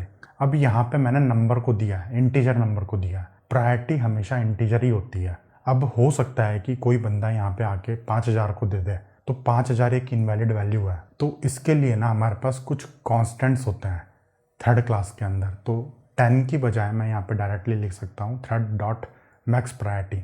तो जो भी मैक्सिमम प्रायोरिटी है वो मुझे इस थ्रेड के लिए चाहिए। फिर मेरे पास यहाँ पे एक दूसरा थ्रेड है T2। T2 के लिए मैं चाहता हूँ मिनिमम प्रायोरिटी हो, तो मिनिमम होता है हमारे पास 1। तो मैं यहाँ पे डायरेक्टली 1 को दे सकता हूँ इस तरीके से, या फिर मैं यहाँ पे लिख सकता हूँ थ्रेड डॉट मिन प्रायोरिटी। ठीक है, अब मैं प्रोग्राम को एग्जीक्यूट करता हूँ। अभी आप यहाँ पे देखना आपके पास 3 थ्रेड है। एक मेन थ्रेड है, बाय डिफ़ॉल्ट उसकी प्रायोरिटी होगी 5। एक आपके पास 10 प्रायोरिटी वाला थ्रेड है, मैक्सिमम प्रायोरिटी वाला, और एक आपके पास मिनिमम प्रायोरिटी वाला थ्रेड है। तो आइडियली हम तो ये चाहते हैं कि जो 10 वाला है वो सबसे पहले चले, फिर 5 वाला चले, फिर 1 वाला चले। ऐसा आउटपुट हम चाहते हैं, बट ऐसा ज़रूरी नहीं है कि ऐसा ही हो। प्रोग्राम को हम रन करते हैं। यहाँ पे प्रोग्राम को रन करने के बाद आपको ये वाला आउटपुट दिख रहा है। हो सकता है जब मैं दोबारा से प्रोग्राम को रन करूँ तो आपको कोई दूसरा आउटपुट दिखे। वापस से एक बार रन करके देखते हैं। मैंने वापस से रन करा तो आपको फिर से दूसरा आउटपुट दिख रहा है। तो ये प्रायोरिटी ना रिलेटिव बेसिस पे काम करती है। नंबर 1 तो ये। नंबर 2 ये कि प्रायोरिटी के बेस पे आप मल्टीपल थ्रेड्स को आपस में सेट कर सकते हो कि कौन पहले चलना चाहिए, कौन बाद में चलना चाहिए। बट इसकी कोई गारंटी नहीं होती है। मैं 5 बार बोल चुका हूँ, कोई गारंटी नहीं होती है। यही आपको ध्यान में रखना है बस। ठीक है, एक पॉइंट मैं यहाँ पे क्लियर करना चाहता हूँ। आने वाले टाइम में हम लोग प्रायोरिटी के बारे में बिल्कुल डिस्कशन नहीं करेंगे। बेसिकली थ्रेड प्रायोरिटीज़ का कोई प्रैक्टिकल यूज़ केस निकल के नहीं आता, कोई प्रैक्टिकल उसमें हमें फ़ायदा नहीं दिखता। जैसे कि मैंने आपको कहा था, JVM या फिर ऑपरेटिंग सिस्टम हमेशा ट्राई करता है कि जिस थ्रेड की प्रायोरिटी ज़्यादा है वो पहले एग्जीक्यूट हो, बट इसकी कोई गारंटी नहीं होती है। तो हम प्रायोरिटी सेट करके भी अपना काम नहीं चला सकते कि यार हम चाहते हैं कि पहले ये थ्रेड चले, तो उससे नहीं हो पाएगा। अभी थोड़ी देर में हम लोग जॉइन का कंसेप्ट सीखने वाले हैं। तो जब आपको जॉइन के बारे में पता चलेगा तब आपको पता चलेगा कि आप जॉइन को यूज़ करके थ्रेड्स को मैनेज कर सकते हो। पहले कौन सा थ्रेड एग्जीक्यूट करना है, फिर कौन सा एग्जीक्यूट करना है। आप प्रायोरिटी पे फोकस मत करना, प्रायोरिटी कोई प्रैक्टिकल यूज़ केस नहीं है। ठीक है, अब हम आगे बढ़ते हैं और यहाँ पे अगला कंसेप्ट आता है हमारे पास जॉइन मेथड का। जॉइन एक बहुत ही इंपॉर्टेंट मेथड होता है थर्ड क्लास के अंदर, और इसका काम बहुत ही इंपॉर्टेंट है। इसको हम समझते हैं ये किस तरीके से काम करता है। सबसे पहले मैं आपको एनिमेशन से समझाता हूँ। आपने यहाँ पे एक थ्रेड है आपके पास, मान लो ये मेन थ्रेड है। मेन थ्रेड से आपने एक दूसरा थ्रेड बना दिया T1 नाम का। तो वो एक अलग से चेन चलने लग जाएगी एग्जीक्यूशन की। ठीक है, आपका मेन भी पैरेलली चलेगा, साथ साथ आपका T1 भी चलता रहेगा चलता रहेगा चलता रहेगा। अब आप ये चाहते हो कि एक पॉइंट पे आप T1 आपके मेन से ज्वाइन हो जाए, जैसे ही T1 का काम खत्म हो उसके बाद ही आगे का मेन का काम शुरू हो, तो उसके लिए हम लोग यहाँ पे ज्वाइन मेथड को यूज़ करते हैं। जैसे यहाँ पे एनिमेशन में आपका एक थ्रेड है वो चल रहा है, आपने बगल से एक थ्रेड निकाला T1 नाम का, वो भी चल रहा है साथ साथ। फिर एक पॉइंट पे आप ये चाहते हो कि T1 आपके मेन से ज्वाइन हो जाए और फिर आगे का काम एक ही लाइन में हो, एक सिंगल चेन चले उसकी, तो उसके लिए हम लोग यहाँ पे ज्वाइन को कॉल करते हैं, यूज़ करते हैं। हम इसको ज़रा कोड में लिख के समझते हैं, तब आपको ज़्यादा क्लैरिटी मिलेगी। इसके लिए ना मैं एक नई क्लास बना लेता हूँ। क्लास का नाम हम दे देते हैं जॉइन डेमो। ठीक है, इसके अंदर मैं एक अलग से मेन मेथड बना लेता हूँ। बना लिया। अब आप इमेजिन करो कि मेरे को यहाँ पे दो अलग अलग थ्रेड्स बनाने हैं। एक थ्रेड आपका प्राइम नंबर निकाल के दे रहा है, 1 से 100 तक कितने प्राइम नंबर्स हैं निकाल के दे रहा है। दूसरा थ्रेड आपके 1 से 1000 तक कितने प्राइम नंबर से निकाल के दे रहा है। ठीक है, इसके लिए ना हम लोग कोड लिखते हैं। कोड लिखने के लिए हमें क्या करना पड़ेगा, आपको पता है क्या करना पड़ेगा, हमें यहाँ पे रनेबल को इम्प्लीमेंट करना है। तो मैं यहाँ पे एक अलग से क्लास बना लेता हूँ, प्राइम नंबर डेमो। ठीक है, क्लास बना ली। इसके अंदर मैं लिखता हूँ इम्प्लीमेंट्स रनेबल। ठीक है, अब प्राइम नंबर निकालने का कोड तो बिल्कुल सेम है, चाहे आप 1 से 100 तक निकालो, चाहे आप 1 से 1000 तक निकालो, कोड तो आपका सेम ही है। तो एक काम करते हैं, इस क्लास के अंदर हम लोग स्टार्ट और एंड दो वेरिएबल्स डिफाइन करते हैं, private int start, private int and. ठीक है, एक कंस्ट्रक्टर बनाते हैं जिसके अंदर ये दोनों पैरामीटर्स को लेते हैं और दिस डॉट स्टार्ट करके उसके अंदर असाइन कर देते हैं। ओके, अब यहाँ पे मैं रन को इम्प्लीमेंट करता हूँ। मैंने इम्प्लीमेंट करा। अब इसके अंदर मुझे लूप चलाना है। सबसे पहले तो स्टार्ट से एंड तक लूप चलाना है।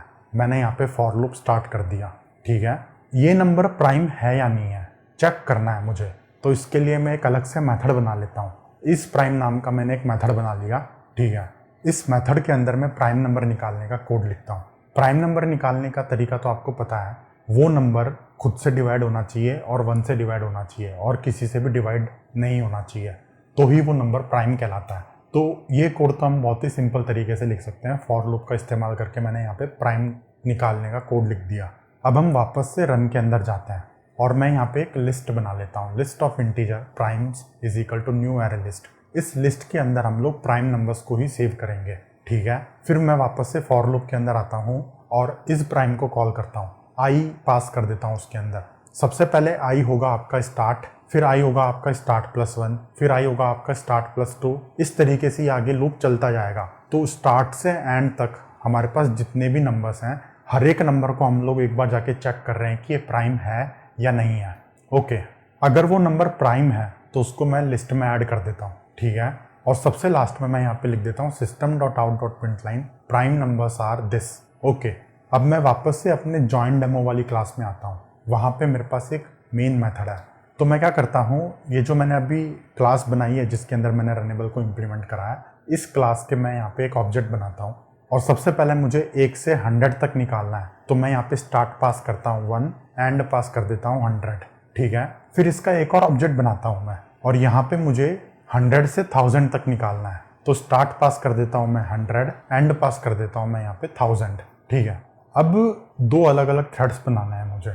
तो मैं यहाँ पे पहला थ्रेड बनाता हूँ, thread T1 is equal to new thread, उसके अंदर पहला ऑब्जेक्ट पास कर देता हूँ। फिर मैं यहाँ पे दूसरा थ्रेड बनाता हूँ, thread T2 is equal to new thread, उसके अंदर दूसरा रनेबल का ऑब्जेक्ट पास कर देता हूँ। ठीक है, अब इन दोनों को मैं स्टार्ट कर देता हूँ। ठीक है, और सबसे एंड में मैं यहाँ पे लिख देता हूँ system.out.println प्रोग्राम कंप्लीट। ओके, अब प्रोग्राम को रन करने से पहले आपके दिमाग में एक तस्वीर बन गई होगी कि यहाँ पे होगा क्या।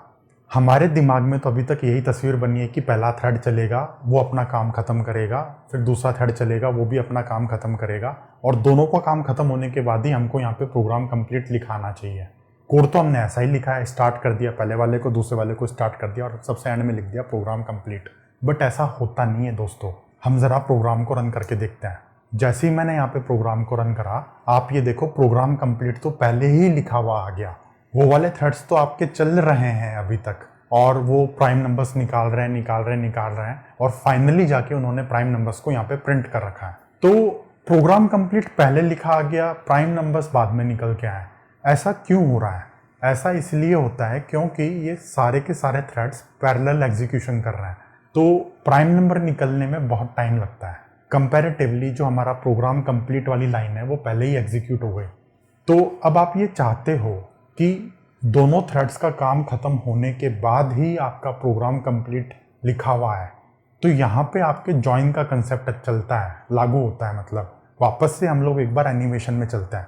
यहाँ पे हमारा मेन मेथड चलना स्टार्ट हुआ। हमने यहाँ पे दो थ्रेड को बना दिया, 1 से 100 तक प्राइम नंबर निकाल रहा है, 1 से 1000 तक प्राइम नंबर निकाल रहा है, और उसके बाद हमने यहाँ पे प्रोग्राम कंप्लीट की लाइन लिखी हुई है। तो वो वाले थ्रेड्स तो कंप्लीट नहीं हुए हैं, उससे पहले ही हमारी प्रोग्राम कंप्लीट की लाइन लिखी हुई आ गई है यहाँ पे।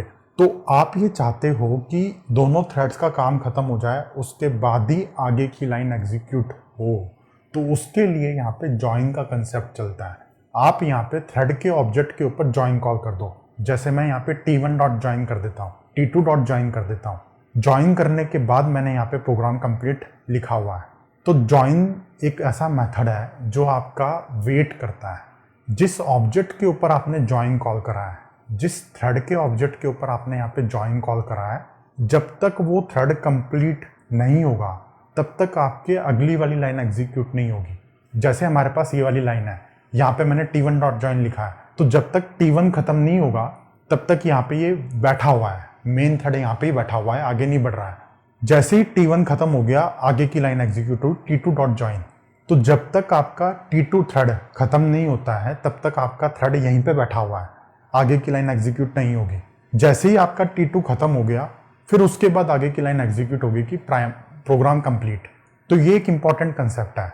ज्वाइन मतलब कि दोनों थ्रेड्स आके वहाँ पे ज्वाइन हो जाए और उसके आगे का काम आगे हो, ज्वाइन होने के बाद आगे चले वो काम। ठीक है, ज्वाइन करने के बाद हम लोग वापस से प्रोग्राम को रन करते हैं। ठीक है, मैंने यहाँ पे प्रोग्राम को रन करा। अब यहाँ पे प्रोग्राम कंप्लीट की लाइन नहीं दिख रही है आपको। पहले आपके प्राइम नंबर्स निकल के आएंगे। हो सकता है पहले t1 वाला खत्म हो जाए, बाद में t2 वाला खत्म हो सकता है पहले t2 वाला हो जाए, बाद में t1 वाला हो, उससे कोई फर्क नहीं पड़ता। जब तक आपके दोनों थ्रेड्स खत्म नहीं होते हैं, एंड नहीं होते हैं, तब तक आपका यहाँ पे वेट करता रहेगा मेन थ्रेड। और जैसे ही दोनों थ्रेड्स ने प्राइम नंबर निकाल के दे दिए, उसके बाद ही प्रोग्राम कंप्लीट लिखा हुआ है। ठीक है, आप ज्वाइन को कहीं पे भी कॉल कर सकते हो। मैंने यहाँ पे दोनों थ्रेड्स को स्टार्ट करा है, उसके बाद दोनों के ऊपर ज्वाइन कॉल करा है। एक काम करता हूँ, मैं यहाँ पे पहले t1 को स्टार्ट करता हूँ। ठीक है, फिर मैं यहाँ पे t1 को ज्वाइन करता हूँ, फिर उसके बाद t2 को स्टार्ट करता हूँ, फिर t2 के ऊपर ज्वाइन करता हूँ, और सबसे लास्ट में प्रोग्राम कंप्लीट लिखता हूँ। तो इस केस में क्या होगा, इस केस में आपका t2 वाला थ्रेड चलेगा ही नहीं। हमने उसको स्टार्ट ही नहीं कर रखा, हमने पहले ज्वाइन कर रखा है। तो जब तक t1 वाला थ्रेड खत्म नहीं होगा तब तक आपका t2 स्टार्ट ही नहीं होगा।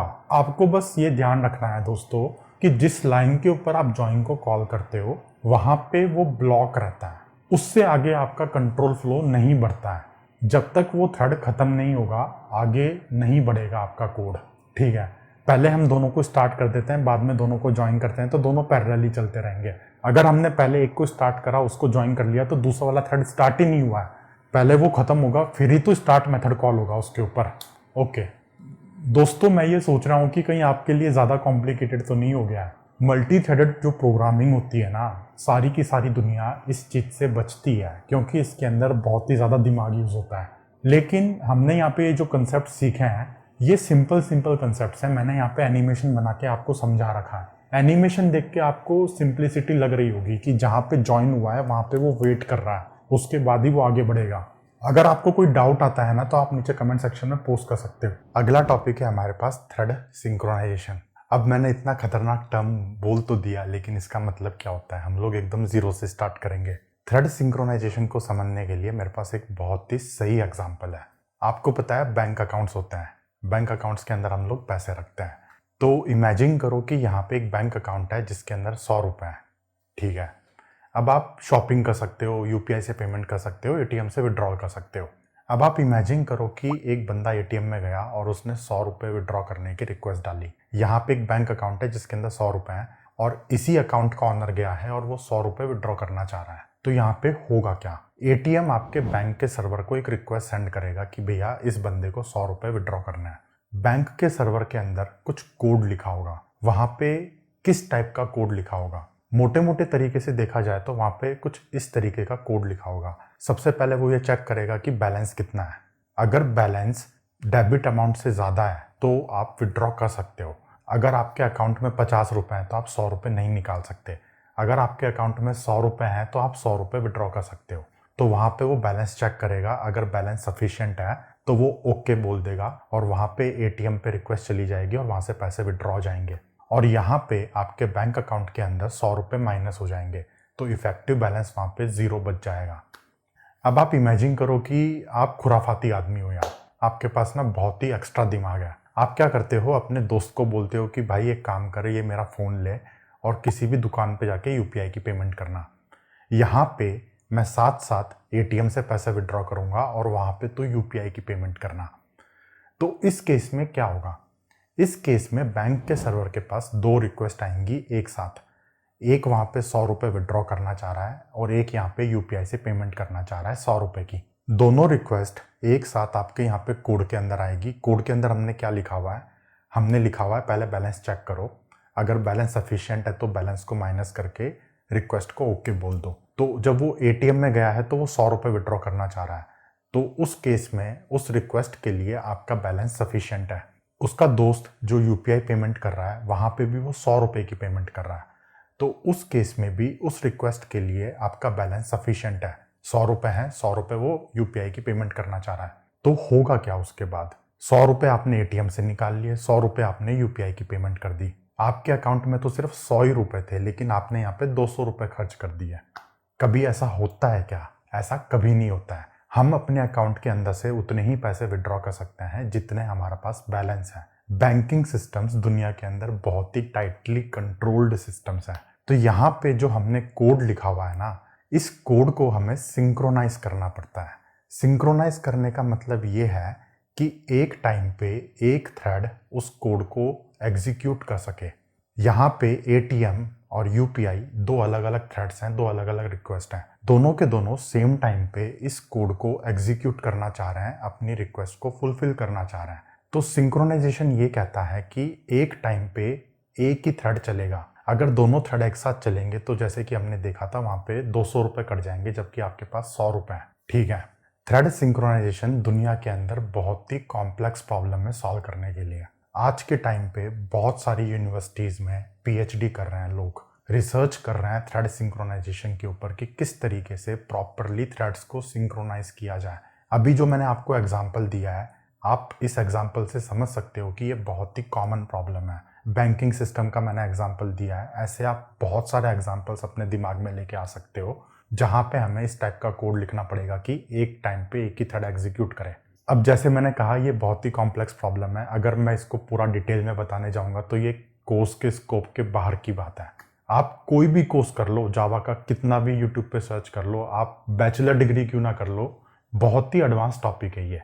लेकिन मैं आपको बहुत ही सिंपल भाषा में बताने वाला हूँ। सिंक्रोनाइजेशन बेसिकली म्यूचुअल एक्सक्लूजन के प्रिंसिपल पे चलता है। म्यूचुअल एक्सक्लूजन का प्रिंसिपल क्या कहता है? म्यूचुअल एक्सक्लूजन के प्रिंसिपल के अकॉर्डिंग एक बॉक्स है, इस बॉक्स को हम मॉनिटर मानते हैं और एक थ्रेड एक टाइम पे एक मॉनिटर के अंदर एंटर कर सकता है। अगर किसी मॉनिटर के अंदर एक थ्रेड पहले से ही है तो कोई दूसरा थ्रेड उस मॉनिटर के अंदर एंटर नहीं कर सकता। जावा ने इसको इस तरीके से इम्प्लीमेंट कर रखा है।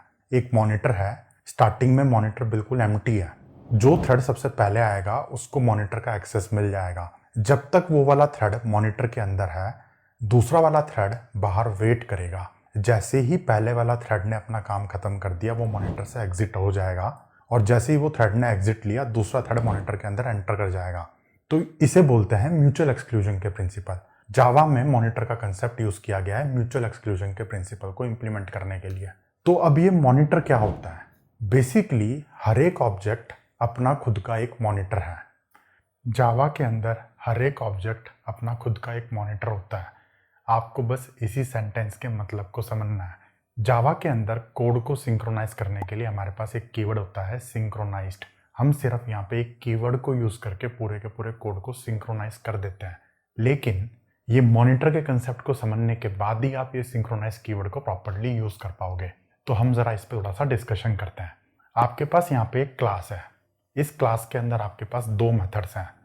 2 मेथड्स आपके पास सिंक्रोनाइज्ड है। हम यहाँ पे इस तरीके से सिंक्रोनाइज कीवर्ड को लिखते हैं। मेथड लिखने के टाइम पे आप उसके आगे सिंक्रोनाइज लगा दो तो वो मेथड आपका सिंक्रोनाइज हो जाएगा। ठीक है, इसके अलावा हमारे पास यहाँ पे एक मेथड और है जो कि सिंक्रोनाइज्ड नहीं है। ओके, अब आपने इस क्लास का एक ऑब्जेक्ट बनाया तो यहाँ पे एक ऑब्जेक्ट बन के तैयार हो गया मेमोरी के अंदर। अब इस ऑब्जेक्ट के अंदर आपके पास 3 मेथड्स हैं। इस ऑब्जेक्ट के ऊपर आप डॉट लगा के 3 मेथड्स को कॉल कर सकते हो, test1, test2, test3। 2 सिंक्रोनाइज्ड है, एक सिंक्रोनाइज्ड नहीं है।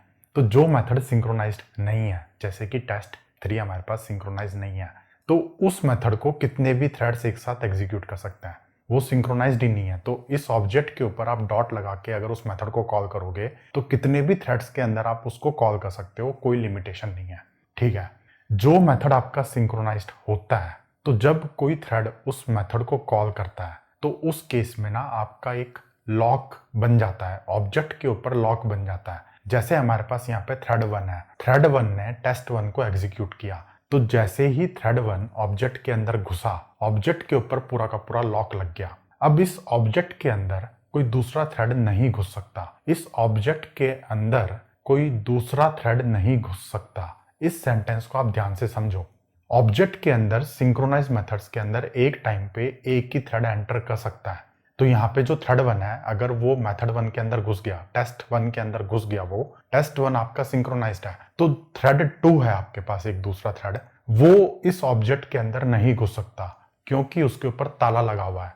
वो test3 के अंदर तो घुस सकता है क्योंकि test3 आपका सिंक्रोनाइज नहीं है, लेकिन thread2 आपका test1 में भी नहीं जा सकता, test2 के अंदर भी नहीं जा सकता। ये बात आपको ध्यान रखनी है। आपके पास एक थ्रेड है T1 थ्रेड आपके test1 को एग्जीक्यूट कर रहा है, test1 आपका सिंक्रोनाइज्ड है, उस टाइम पे उसने लॉक ले लिया। एक बार अगर किसी एक थ्रेड ने लॉक ले लिया तो thread2 जो है ना, वो test1 को एग्जीक्यूट नहीं कर सकता, वो test2 को भी एग्जीक्यूट नहीं कर सकता क्योंकि test2 भी आपका एक सिंक्रोनाइज्ड मेथड है।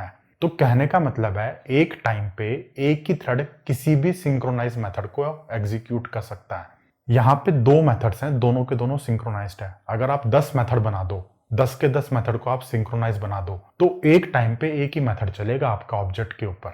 ये बात आपको ध्यान रखनी है। हर एक ऑब्जेक्ट अपना खुद का मॉनिटर होता है। जावा ने इस चीज को लगा के, लॉक के कंसेप्ट को बना के हमारे लिए काम बहुत ही आसान कर दिया है। जैसे ही हम मेथड के आगे सिंक्रोनाइज लगाते हैं, बस हमारा काम खत्म। उसके बाद एक ही थ्रेड ऑब्जेक्ट के अंदर घुस सकता है। ओके, अब यहाँ पे ना एक बहुत ही ज़रूरी बात है दोस्तों, बहुत इंपॉर्टेंट पॉइंट है। यहाँ पे हमारे पास एक ऑब्जेक्ट है। अब आप इमेजिन करो आपने एक दूसरा ऑब्जेक्ट बना दिया, तो ये जो दूसरा ऑब्जेक्ट है ना, ये पहले वाले से पूरा का पूरा अलग है। तो ये दूसरे ऑब्जेक्ट के ऊपर thread2 आके किसी भी मेथड को कॉल कर सकता है। thread1 test1 के अंदर है, सेम टाइम पे thread2 test1 के अंदर भी जा सकता है, test2 के अंदर भी जा सकता है। दूसरे ऑब्जेक्ट के ऊपर, पहले ऑब्जेक्ट के ऊपर तो आपने ताला लगा दिया, पहले ऑब्जेक्ट में तो नहीं घुस सकता वो, उसको पता है यार कि इसके ऊपर लॉक लगा हुआ है। लेकिन जो नया ऑब्जेक्ट है, नए ऑब्जेक्ट के अंदर तो अभी कोई भी थ्रेड नहीं है, तो नए ऑब्जेक्ट के अंदर कोई थ्रेड एंटर कर सकता है।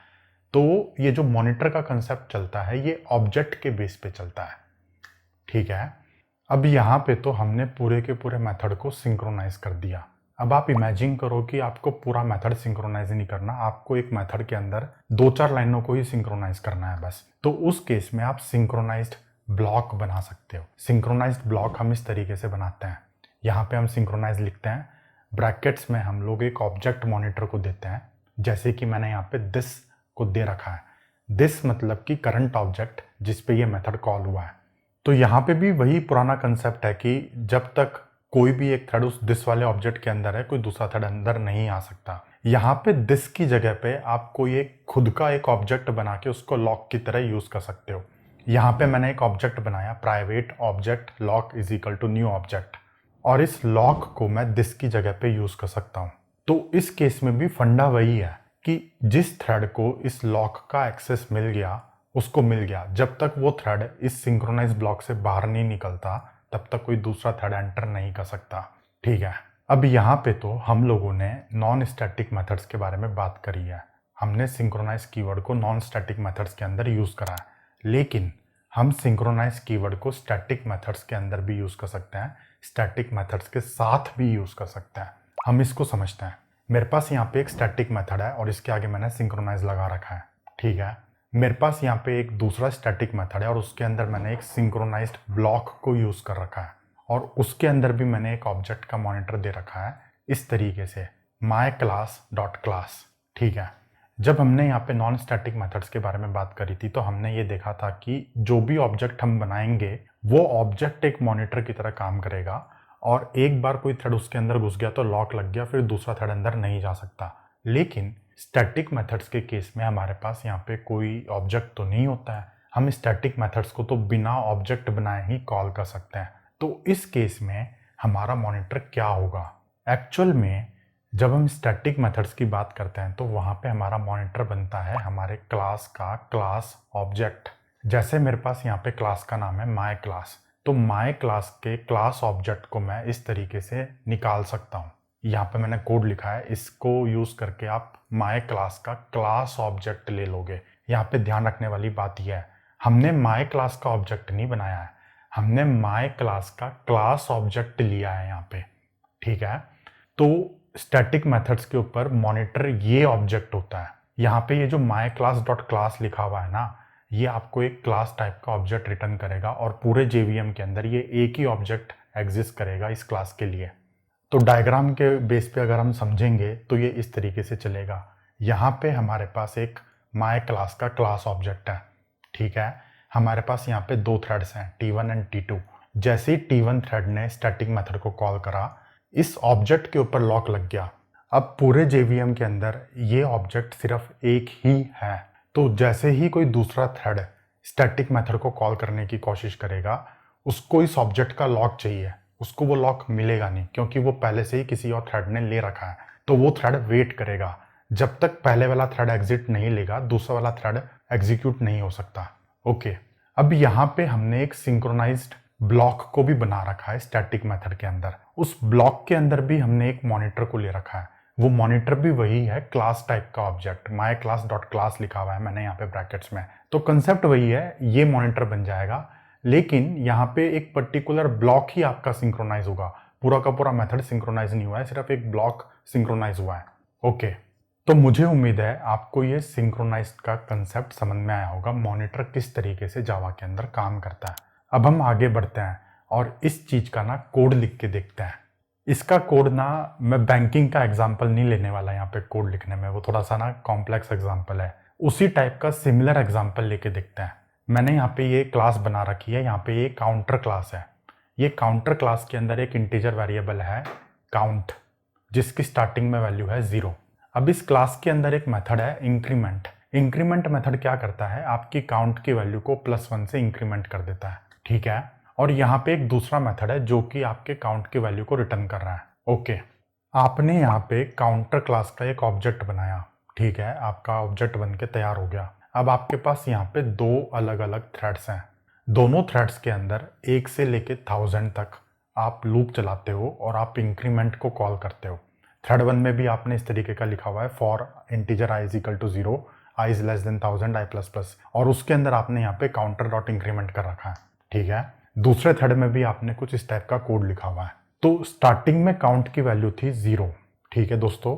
एक थ्रेड ने उसको 1000 टाइम्स इंक्रीमेंट करा, दूसरे थ्रेड ने भी उसको 1000 टाइम्स इंक्रीमेंट करा। तो आइडियली आपके काउंट की वैल्यू होनी चाहिए 2000, बट यहाँ पे ये 2000 निकल के नहीं आता है, यहाँ पे कुछ और वैल्यू निकल के आती है, 2000 से कम होती है। वो क्यों होती है मैं आपको बताता हूँ। यहाँ पे ये जो इंक्रीमेंट मेथड है ना, इंक्रीमेंट मेथड के अंदर मैंने क्या लिखा है, count is equal to count +1। तो इमेजिन करो दोनों के दोनों थ्रेड्स सेम टाइम पे इस मेथड के अंदर घुसे हुए हैं और इस लाइन को एग्जीक्यूट कर रहे हैं। तो वो लोग पहले पुरानी काउंट की वैल्यू को देखेंगे और फिर उसके ऊपर +1 करेंगे। तो जब थ्रेड 1 है तो काउंट की वैल्यू है मान लो 4, और थ्रेड 2 है तब भी काउंट की वैल्यू है 4, दोनों के दोनों सेम टाइम पे ही घुसे हुए हैं। तो थ्रेड 1 ने क्या करा, 4 + 1 कर दिया 5। थ्रेड 2 ने क्या करा, 4 + 1 कर दिया 5। तो इफेक्टिवली आपकी वैल्यू आ जाएगी 5, जबकि आनी चाहिए थी 6। हम जरा इसको कोड में लिख के देखते हैं और समझते हैं। मैंने यहाँ पे अपनी आईडी ओपन कर ली है, आप भी कर लो, मेरे साथ कोड लिख के देखो। सबसे पहले मैं यहाँ पे क्या करता हूँ, एक काउंटर क्लास बनाता हूँ। मैं यहाँ पे SRC पे गया, राइट क्लिक करा, न्यू जावा क्लास, क्लास का नाम है काउंटर। इसके अंदर हम लोग एक इंटीजर फील्ड को बनाते हैं, private int count is equal to 0, starting में वैल्यू 0 है। फिर इसके अंदर हम लोग एक इंक्रीमेंट मेथड को बनाते हैं। उस मेथड के अंदर हम लिखते हैं यहाँ पे count is equal to count plus 1, ठीक है। फिर यहाँ पे हम लोग एक और मेथड को बनाते हैं, gate count value return count, ठीक है। अब हमें यहाँ पे 2 थ्रेड्स बनाने हैं, तो हम क्या करते हैं, बना के देखते हैं 2 थ्रेड्स को। उसके लिए मैं यहाँ पे एक अलग क्लास बनाता हूँ। क्लास का नाम हम दे देते हैं यहाँ पे काउंटर डेमो, ठीक है। इसके अंदर हम लोग एक मेन मेथड बनाते हैं। मैंने यहाँ पे मेन मेथड बना लिया। ये जो मेन मेथड है ना, ये हमारा एंट्री पॉइंट है प्रोग्राम के लिए। अब हमें यहाँ पे 2 अलग अलग थ्रेड्स बनाने हैं। एक T1 बनाना है जो काउंट की वैल्यू को इंक्रीमेंट करेगा, एक T2 बनाना है वो भी काउंट की वैल्यू को इंक्रीमेंट करेगा। तो उसके लिए हम लोग क्या करते हैं, यहाँ पे हम लोग एक और क्लास बनाते हैं जिसका नाम हम दे देते हैं काउंटर थ्रेड। ये काउंटर थ्रेड के अंदर हम लोगों को थ्रेड क्लास को एक्सटेंड करना है, तो हम लोग यहाँ पे एक्सटेंड्स थ्रेड लिख देते हैं इस तरीके से, ठीक है।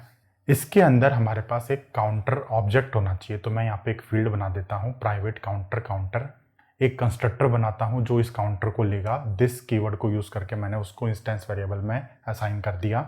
फिर मैं यहाँ पे रन मेथड को इंप्लीमेंट करता हूँ, ठीक है। रन मेथड के अंदर मैं यहाँ पे लूप चलाता हूँ, for integer i is equal to 0, 1000 तक नहीं चलाते हैं, 1000 तो बहुत छोटा नंबर होता है कंप्यूटर के लिए, हम यहाँ पे 10,000 तक लूप चलाते हैं, ठीक है। और लूप के अंदर मैं यहाँ पे जाके क्या करता हूँ, काउंटर डॉट इंक्रीमेंट। तो यहाँ पे थ्रेड के अंदर मैंने 10,000 बार इंक्रीमेंट करा है, ओके। अब हम लोग वापस से काउंटर डेमो क्लास के अंदर आते हैं। इसके अंदर हमें सबसे पहले यहाँ पे काउंटर क्लास का ऑब्जेक्ट बनाना है। हमने यहाँ पे counter is equal to new counter class का ऑब्जेक्ट बना दिया। काउंटर का ऑब्जेक्ट बनाने के बाद हम लोगों को यहाँ पे थ्रेड का ऑब्जेक्ट बनाना है। तो इस तरीके से मैं ऑब्जेक्ट बनाता हूँ, counter thread T1 is equal to new counter thread, और उसके कंस्ट्रक्टर में मैं यहाँ पे काउंटर ऑब्जेक्ट को पास कर देता हूँ। फिर मैं यहाँ पे दूसरा थ्रेड बनाता हूँ, counter thread T2 is equal to new counter thread, उसके अंदर भी मैं यहाँ पे काउंटर का ऑब्जेक्ट पास कर देता हूँ। तो अब यहाँ पे आप ध्यान से देख लो, हमारे पास 2 अलग अलग थ्रेड्स हैं, T1 एंड T2। दोनों थ्रेड्स के अंदर हमने यहाँ पे सेम ऑब्जेक्ट को दे रखा है। ये बात आपको ध्यान रखने की है। अगर हम यहाँ पे ऑब्जेक्ट बदल देंगे, दोनों थ्रेड्स के अंदर अलग अलग ऑब्जेक्ट देंगे, तो वहाँ पे सिंक्रोनाइजेशन की कोई प्रॉब्लम नहीं है, वो अलग ऑब्जेक्ट्स हो गए हैं पूरे। यहाँ पे ऑब्जेक्ट सेम है तो ही हमें सिंक्रोनाइजेशन की प्रॉब्लम देखने को मिलेगी और हमें यहाँ पे सिंक्रोनाइज्ड कीवर्ड यूज करना पड़ेगा, ओके। अब हम क्या करते हैं, दोनों थ्रेड को स्टार्ट कर देते हैं, T1 dot start, T2 dot start. Start करने के बाद हम लोग क्या करते हैं, दोनों थ्रेड्स को ज्वाइन करते हैं, T1 dot join, T2 dot join. Join हमने इसलिए लिखा है क्योंकि हम इसके आगे जो भी कोड लिखेंगे वो हम तभी एग्जीक्यूट करना चाहेंगे जब ये दोनों थ्रेड्स आपके खत्म हो जाएंगे, ठीक है। जब दोनों थ्रेड्स खत्म हो गए उसके बाद हम लोग क्या करते हैं, यहाँ पे काउंटर के अंदर से काउंट की वैल्यू को निकाल के लाते हैं। तो integer value is equal to counter dot get count value, और इस वैल्यू को मैं यहाँ पे प्रिंट कर देता हूँ, ओके। तो अब दिमाग में आपके क्या तस्वीर बन रही है, ये प्रोग्राम एग्जीक्यूट करने से पहले आप एक बार सोचो कि होगा क्या। यहाँ पे मैंने एनिमेशन बना रखा है। यहाँ पे हमारे पास 2 अलग अलग थ्रेड्स हैं, T1 थ्रेड है, T2 थ्रेड है। दोनों थ्रेड के अंदर हमने यहाँ पे सेम काउंटर क्लास का ऑब्जेक्ट दे रखा है, T1 में भी दे रखा है, T2 में भी दे रखा है, और दोनों थ्रेड्स उस ऑब्जेक्ट के ऊपर इंक्रीमेंट को कॉल कर रहे हैं लूप के अंदर, ओके। और फाइनली हम लोग वैल्यू को निकाल के प्रिंट कर रहे हैं। तो T1 जो थ्रेड है वो 10,000 बार इंक्रीमेंट कर रहा है, T2 जो थ्रेड है वो भी 10,000 बार इंक्रीमेंट कर रहा है। तो हमें यहाँ पे वैल्यू 20,000 मिलनी चाहिए। अब हम प्रोग्राम को रन करके देखते हैं। जैसे ही मैंने यहाँ पे प्रोग्राम को रन करा, आपको ये वाली वैल्यू दिख रही है। यहाँ पे ये जो वैल्यू है ये 20,000 से कम आ रही है। क्यों आ रही है? वापस से हम लोग एक बार काउंटर क्लास के अंदर चलते हैं। काउंटर क्लास के अंदर आप इंक्रीमेंट मेथड को देखोगे तो इंक्रीमेंट मेथड के अंदर हमने क्या कोड लिखा है, count is equal to count plus 1। तो एग्जैक्टली सेम टाइम पे 2 थ्रेड काउंट की वैल्यू को रीड करके उस पर +1 कर रहे हैं। तो मान लो काउंट की वैल्यू 4 है, तो T1 ने भी 4 + 1 कर दिया 5, T2 ने भी 4 + 1 कर दिया 5। आइडियली होना चाहिए 6, लेकिन वो है 5। तो इसीलिए ये वैल्यू आपकी 20,000 से कम है। जरूरी नहीं है कि हर बार आपको यही वैल्यू मिले, जितनी बार एरर हुई है उतनी वैल्यू कम हो जाएगी। इसको मैं एक बार दोबारा एग्जीक्यूट करता हूँ प्रोग्राम को। जैसे ही मैं यहाँ पे प्रोग्राम को दोबारा एग्जीक्यूट करूंगा, आपको इस बार थोड़ी अलग वैल्यू दिख रही है, मतलब उतनी बार आपको एरर आई है। तीसरी बार एग्जीक्यूट करूंगा तो कुछ और वैल्यू दिख रही है, चौथी बार एग्जीक्यूट करूंगा तो कुछ और वैल्यू दिख रही है यहाँ पे, ठीक है। तो मुझे उम्मीद है कि आप सिंक्रोनाइजेशन के कंसेप्ट को समझे, मॉनिटर किस तरीके से काम करता है आपको वो भी समझ में आ गया, प्लस सिंक्रोनाइजेशन का रियल वर्ल्ड यूज केस कहाँ पे है, ऐसे केसेस में रियल वर्ल्ड यूज केस आता है। अब आप यहाँ पे मान लो काउंटर की जगह पे आपके पास अकाउंट का बैलेंस है, तो वहां पे +1 करने की बजाय आप वहां पे बैलेंस में से डेबिट अमाउंट माइनस करोगे, तो उस केस में भी आपको दिक्कत आ सकती है, और दिक्कत आती ही आती है। हमने यहाँ पे इस कोड को सिंक्रोनाइज नहीं कर रखा है। अब हम क्या करते हैं, काउंटर के अंदर हमने जो मेथड्स बनाए हैं हम उसको सिंक्रोनाइज करते हैं। हमने यहाँ पे एक इंक्रीमेंट मेथड बना रखा है। हमें यहाँ पे कुछ नहीं करना, हमें यहाँ पे सिर्फ सिंक्रोनाइज कीवर्ड लगाना है इस तरीके से। जैसे ही हम यहाँ पे सिंक्रोनाइज कीवर्ड को लिखेंगे, हमारा ये मेथड सिंक्रोनाइज हो गया। एक टाइम पे एक ही थ्रेड इसके अंदर घुस सकता है।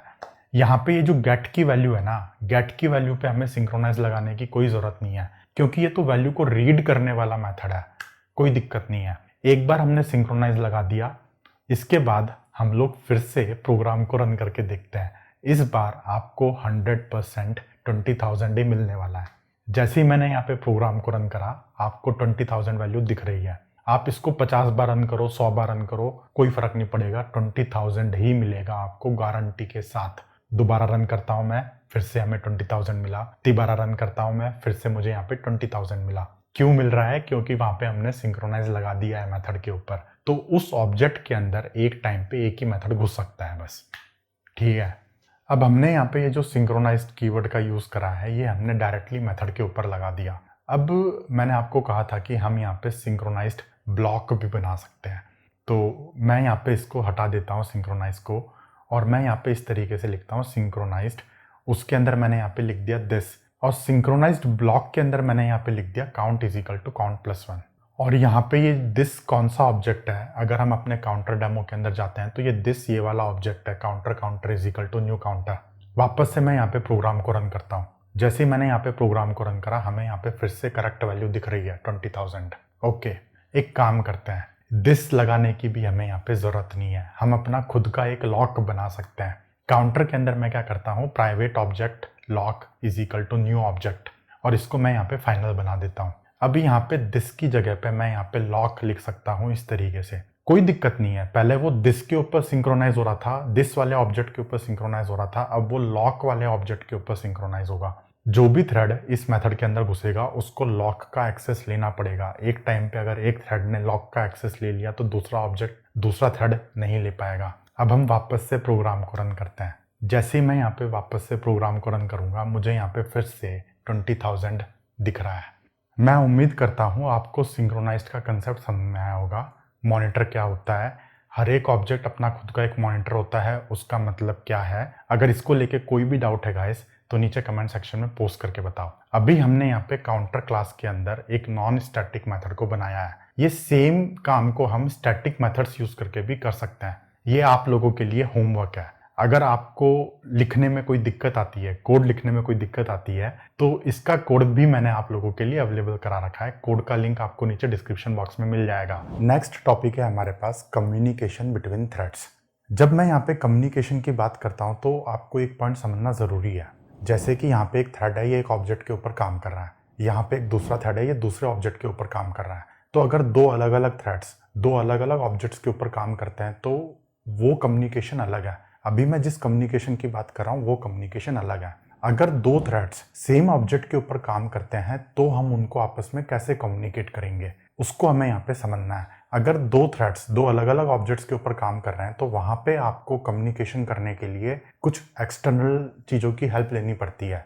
जैसे कि आप यहाँ पे मेमोरी के अंदर एक वेरिएबल बना दो, जैसे कि स्टैटिक वेरिएबल बना दिया आपने, यहाँ पे इसकी वैल्यू है फॉल्स, तो एक थ्रेड ने उसकी वैल्यू सेट कर दी फॉल्स, तो दूसरा थ्रेड उसकी वैल्यू को रीड कर सकता है और उसकी वैल्यू को चेंज कर सकता है। अगर दो थ्रेड्स दो अलग अलग ऑब्जेक्ट्स के ऊपर काम करते हैं तो वहां पे कम्युनिकेशन अलग तरीके से होता है। अगर दो थ्रेड्स सेम ऑब्जेक्ट के ऊपर काम करते हैं तो वहां पे कम्युनिकेशन कैसे होता है, हम उसको समझते हैं। जैसे इमेजिन करो, यहाँ पे हमारे पास एक ऑब्जेक्ट है, इस ऑब्जेक्ट के अंदर एक मेथड है जिसके अंदर एक थ्रेड है और वो उसको एग्जीक्यूट कर रहा है। इसी ऑब्जेक्ट के ऊपर दूसरा थ्रेड भी है, तीसरा थ्रेड भी है। अगर आपने यहाँ पे सिंक्रोनाइज को यूज करा है तो दूसरा और तीसरा थ्रेड आपका वेट करेगा और पहला थ्रेड जब एग्जिट ले लेगा उसके बाद ही दूसरा और तीसरा थ्रेड एंटर करेगा। लेकिन सिंक्रोनाइजेशन के अलावा कभी कभी आपको जानबूझ के दूसरे थ्रेड को एग्जीक्यूट करना पड़ता है। जानबूझ के आपको वेट करना पड़ता है कि मेरा वाला थ्रेड वेट कर ले, दूसरा वाला थ्रेड काम करे, उसके बाद मैं अपना काम स्टार्ट करूंगा। इस प्रॉब्लम का सबसे अच्छा एग्जाम्पल है आपके पास यहाँ पे producer consumer problem. Producer consumer problem computer science की दुनिया में बहुत ही इंपॉर्टेंट और फेमस प्रॉब्लम है। मैं जब कॉलेज में था तब हमें इस प्रॉब्लम के बारे में बताया गया था, बट इसका सोल्यूशन हमें कभी समझ में नहीं आया। अभी इस वीडियो के अंदर आप लोगों को ये सारी कहानी समझ में आ जाएगी। प्रोड्यूसर कंज्यूमर प्रॉब्लम ये कहता है कि आपके पास एक थ्रेड है जो कि प्रोड्यूसर थ्रेड है, आपके पास एक कंज्यूमर है, वो कंज्यूमर थ्रेड के अंदर चल रहा है। प्रोड्यूसर थ्रेड क्या करता है, एक क्यू के अंदर आइटम को ऐड करता है, पुट करता है। जैसे ही उसने क्यू के अंदर आइटम को ऐड कर दिया, कंज्यूमर थ्रेड उस क्यू में से आइटम को कंज्यूम करेगा। तो एक थ्रेड आपका यहाँ पे कंटिन्यूसली प्रोड्यूस करा जा रहा है, करे जा रहा है, और दूसरा थ्रेड वहाँ पे कंज्यूम कर रहा है। अब यहाँ पे ध्यान रखने वाली बात यह है कि अगर मान लो आपके पास क्यू की कैपेसिटी फुल हो गई, तो जैसे ही आपकी क्यू की कैपेसिटी फुल हो गई, आप प्रोड्यूस नहीं कर सकते, तो उस केस में आपका प्रोड्यूसर थ्रेड वेट करेगा। सिमिलरली अगर क्यू के अंदर कुछ है ही नहीं, क्यू पूरी की पूरी एम्प्टी है, तो उस केस में भी आपका कंज्यूमर थ्रेड वेट करेगा। तो ये दोनों थ्रेड्स एक ही ऑब्जेक्ट के ऊपर काम करते हैं। तो ये दोनों थ्रेड्स आपस में कम्युनिकेट कैसे करते हैं, हम उसको समझते हैं। थ्रेड्स के बीच में आपस में कम्युनिकेशन करने के लिए जावा के अंदर 3 मेथड्स होते हैं। एक होता है वेट, एक होता है नोटिफाई, एक होता है नोटिफाई ऑल। ये तीनों के तीनों मेथड्स आपको ऑब्जेक्ट क्लास के अंदर देखने को मिलते हैं। तो आप किसी भी ऑब्जेक्ट के अंदर से ये मेथड्स को कॉल कर सकते हो। अब ये तीनों मेथड्स काम कैसे करते हैं उसको समझते हैं। यहाँ पे हमारे पास एक ऑब्जेक्ट है, मान लो कि हमारे पास एक क्यू है। यहाँ पे हमारे पास एक थ्रेड है, प्रोड्यूसर थ्रेड, जो प्रोड्यूस कर रहा है क्यू के अंदर, और एक हमारे पास थ्रेड है कंज्यूमर थ्रेड, जो कंज्यूम कर रहा है। अब अगर आपकी क्यू कैपेसिटी फुल हो रखी है, तो वहां पे प्रोड्यूसर थ्रेड वेट को कॉल करेगा। जैसे ही वो वेट को कॉल करेगा, वो वहां पे रुक जाएगा, वेट हो जाएगा। इसके बाद होता है हमारे पास नोटिफाई मेथड। नोटिफाई मतलब होता है कि जितने भी थ्रेड्स इस ऑब्जेक्ट पे वेट कर रहे हैं, उसमें से किसी एक थ्रेड को जगा दो, उठा दो, और वो आगे काम करना स्टार्ट कर देगा। नोटिफाई ऑल का मतलब होता है कि सारे के सारे थ्रेड्स को उठा दो। हम ये सारी की सारी कहानी को एक बार जरा कोड में लिख के समझते हैं, उसके बाद आपको समझ में आएगा किस तरीके से चीजें काम करती हैं। मैंने यहाँ पे अपनी आईडी ओपन कर ली है, आप भी कर लो। कोड लिखने के लिए हम यहाँ पे प्रोड्यूसर कंज्यूमर का ही एग्जाम्पल लेने वाला है। हमारे पास यहाँ पे एक सिंगल क्यू है। इस क्यू के अंदर 2 थ्रेड्स हैं, एक थ्रेड प्रोड्यूस कर रहा है, दूसरा थ्रेड कंज्यूम कर रहा है। जब क्यू की कैपेसिटी फुल हो जाएगी, उसके बाद हम यहाँ पे प्रोड्यूस नहीं कर सकते। अगर क्यू एम्प्टी है तो हम कंज्यूम नहीं कर सकते। ये दोनों चीज़ों का जो आपस में तालमेल होता है, वो वेट और नोटिफाई के थ्रू हम कर सकते हैं। कोड में आने के बाद सबसे पहले हम लोग यहाँ पे एक नई क्लास बनाते हैं। क्लास बनाने के लिए एसआरसी पे जाओ, राइट क्लिक करो, न्यू जावा क्लास। क्लास का नाम हम दे देते हैं क्यू। ठीक है, ये हमारी क्यू है जिसके अंदर प्रोड्यूसर प्रोड्यूस भी करेगा और कंज्यूमर कंज्यूम भी करेगा इसी ऑब्जेक्ट से। इसके अंदर सबसे पहले हम लोग एक एक्चुअल में क्यू बनाते हैं। जो हमने कलेक्शन फ्रेमवर्क में क्यू देखा था, वो क्यू बनाते हैं यहाँ पे। ये जो क्लास हमने बनाई है, ये एक रैपर ऑब्जेक्ट है, और जो नीचे हम क्यू बनाएंगे, ये एक आपका अंडरलाइन डाटा स्ट्रक्चर है। क्लास के अंदर क्यू बनाने के लिए मैं सिंपल सा एक वेरिएबल बना देता हूँ, प्राइवेट क्यू ऑफ इंटीजर, इसका कोई नाम, is equal to new link list. अब हमें यहाँ पे एक कैपेसिटी बनानी है कि कितनी कैपेसिटी के बाद प्रोड्यूसर प्रोड्यूस नहीं करेगा। तो कैपेसिटी आपका एक इंटीजर वेरिएबल होगा, private int capacity is equal to 1। Starting में हम इसको 1 रखते हैं, बाद में हम इसको चेंज कर सकते हैं। इसके बाद हम लोग यहाँ पे एक प्रोड्यूसर मेथड बनाते हैं। मेथड बनाने के लिए आप यहाँ पे सिंपल मेथड का सिग्नेचर यूज करो, पब्लिक वॉइड प्रोड्यूस, और आपने यहाँ पे मेथड की बॉडी स्टार्ट कर दी। सबसे पहले हमें यहाँ पे चेक करना है कि आपके क्यू की कैपेसिटी फुल है या नहीं है। अगर आपके क्यू की कैपेसिटी फुल है तो आपको वहाँ पे वेट करना है। तो जब तक कंज्यूमर कंज्यूम नहीं करेगा तब तक आप वेट करते रहोगे। तो इसके लिए हम यहाँ पे सिंपल सा वाइल लूप लगाते हैं। While queue dot size is equal to capacity. While का बॉडी स्टार्ट कर दिया आपने, उसके अंदर आप यहाँ पे लिखो वेट। ये जो वेट मेथड है, ये आपको ऑब्जेक्ट क्लास में मिलता है। तो सभी ऑब्जेक्ट के पास वेट मेथड का एक्सेस होता है। अब हमें यहाँ पे एक एरर दिख रही है। एरर इसलिए दिख रही है क्योंकि ये वेट मेथड आपका एक एक्सेप्शन थ्रो करता है। तो हम यहाँ पे पूरे के पूरे कोड को ट्राई कैच के अंदर लिख देते हैं। मैंने यहाँ पे ट्राई लगाया, ठीक है, नीचे मैंने यहाँ पे कैच लिख दिया। कैच के अंदर मैंने इंटरप्टेड एक्सेप्शन को कैच कर लिया और सिस्टम डॉट आउट डॉट प्रिंटलाइन लिख के मैंने एक्सेप्शन का मैसेज प्रिंट कर दिया। अगर कंज्यूमर ने कंज्यूम कर लिया है तो उसके बाद हम क्या करेंगे, हम एक वैल्यू को प्रोड्यूस करेंगे। तो मैं यहाँ पे एक सिंपल रैंडम वैल्यू जनरेट कर देता हूँ। Integer value is equal to math dot random multiply by 100, और इसको मैंने इंटीजर में कास्ट कर दिया। मैथ डॉट रैंडम आपको एक रैंडम वैल्यू देता है 0 से 1 के बीच में, और उसको मैंने यहाँ पे 100 से मल्टीप्लाई कर दिया और इंटीजर में कास्ट कर लिया, तो हमें यहाँ पे एक इंटीजर वैल्यू मिलेगी। अब इस वैल्यू को मैं यहाँ पे क्यू के अंदर ऐड कर देता हूँ, क्यू डॉट ऐड वैल्यू। ठीक है, अब मैं यहाँ पे एक system dot out dot print line करता हूँ ताकि हमें समझ में आए कि प्रोग्राम के अंदर चल क्या रहा है। तो उसके अंदर मैं यहाँ पे लिखता हूँ वैल्यू प्रोड्यूस्ड इक्वल टू जो भी मैंने वैल्यू प्रोड्यूस करी है वो मैंने यहाँ पे प्रिंट लाइन कर रखी है। अब इसके बाद हमें क्या करना है, इसके बाद हमें नोटिफाई करना है। नोटिफाई मतलब कि जो भी थ्रेड्स वेट कर रहे हैं उनको जगा दो। हमने यहाँ पे वैल्यू प्रोड्यूस कर दी है, वैल्यू को प्रोड्यूस करने के बाद हमारा यहाँ पे काम खत्म हो गया, तो हम लोग नोटिफाई करेंगे। जो भी थ्रेड्स इस ऑब्जेक्ट के ऊपर वेट कर रहे होंगे वो जग जाएंगे। नोटिफाई करने के लिए आप यहाँ पे सिंपल नोटिफाई मेथड को कॉल कर सकते हो इस तरीके से। नोटिफाई मेथड भी आपका ऑब्जेक्ट क्लास के अंदर ही होता है। ठीक है, इसके बाद हम लोग यहाँ पे लिख देते हैं थ्रेड डॉट स्लीप। मैं यहाँ पे 2 सेकंड के लिए सो जाता हूँ। ये स्लीप मैंने इसलिए लिखा है ताकि जब हमारा प्रोग्राम रन हो तो वो बहुत फास्ट ना चले, वो धीरे धीरे चले ताकि हमें आउटपुट को समझ में आए। इसी तरीके से हम लोग यहाँ पे कंज्यूम मेथड बनाते हैं, पब्लिक वॉइड कंज्यूम। ठीक है, मेथड के अंदर हमें सबसे पहले चेक करना है कि अगर क्यू एम्प्टी है तो हम लोग कुछ कंज्यूम ही नहीं कर सकते, तो उसके लिए while queue dot is empty आपने यहाँ पे वेट कर दिया। यहाँ पे ये लूप इसलिए लगा रखा है, इसका मतलब ये है कि जब तक आपकी क्यू एम्प्टी रहेगी तब तक मुझे वेट करना है। अब चाहे वो 1 सेकंड के लिए हो, 2 सेकंड के लिए हो, कोई फर्क नहीं पड़ता, ये वाइल लूप चलता रहेगा और जब तक आपकी क्यू एम्प्टी होगी तब तक ये कंज्यूमर वाला थ्रेड वेट करेगा। अगर क्यू एम्प्टी नहीं है तो हम लोग वाइल लूप से बाहर निकल जाएंगे और उसके बाद हमें यहाँ पे लिखना है while queue dot is empty. While की बॉडी स्टार्ट कर दो। सबसे पहले हम लोग क्यू के अंदर से एक वैल्यू को पॉल करते हैं। ठीक है, फिर हम उस वैल्यू को यहाँ पे system dot out dot print line करके लिखते हैं consumer consumed equal to this value. ठीक है, वाइल लूप से बाहर निकल के मैं यहाँ पे लिखता हूँ नोटिफाई। कंज्यूमर ने कंज्यूम कर लिया, उसके बाद उसने बाकी थ्रेड्स को नोटिफाई कर दिया कि आपको जो काम करना है आप कर लो। ओके, और सबसे लास्ट में मैं यहाँ पे लिखता हूँ thread dot sleep.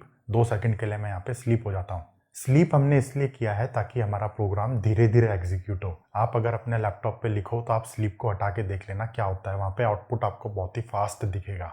Consume method के अंदर भी हमें यहाँ पे कुछ एक्सेप्शन दिख रही है, तो इसको भी हमें यहाँ पे ट्राई कैच के अंदर लिखना पड़ेगा। मैं पूरे के पूरे कोड को यहाँ पे ट्राई कैच के अंदर लिख देता हूँ। कैच ब्लॉक के अंदर मैं यहाँ पे लिखता हूँ system dot out dot print line interrupted exception, और एक्सेप्शन का मैसेज मैंने यहाँ पे प्रिंट कर दिया। तो अभी तक हमने यहाँ पे सिर्फ क्यू का ऑब्जेक्ट बनाया है।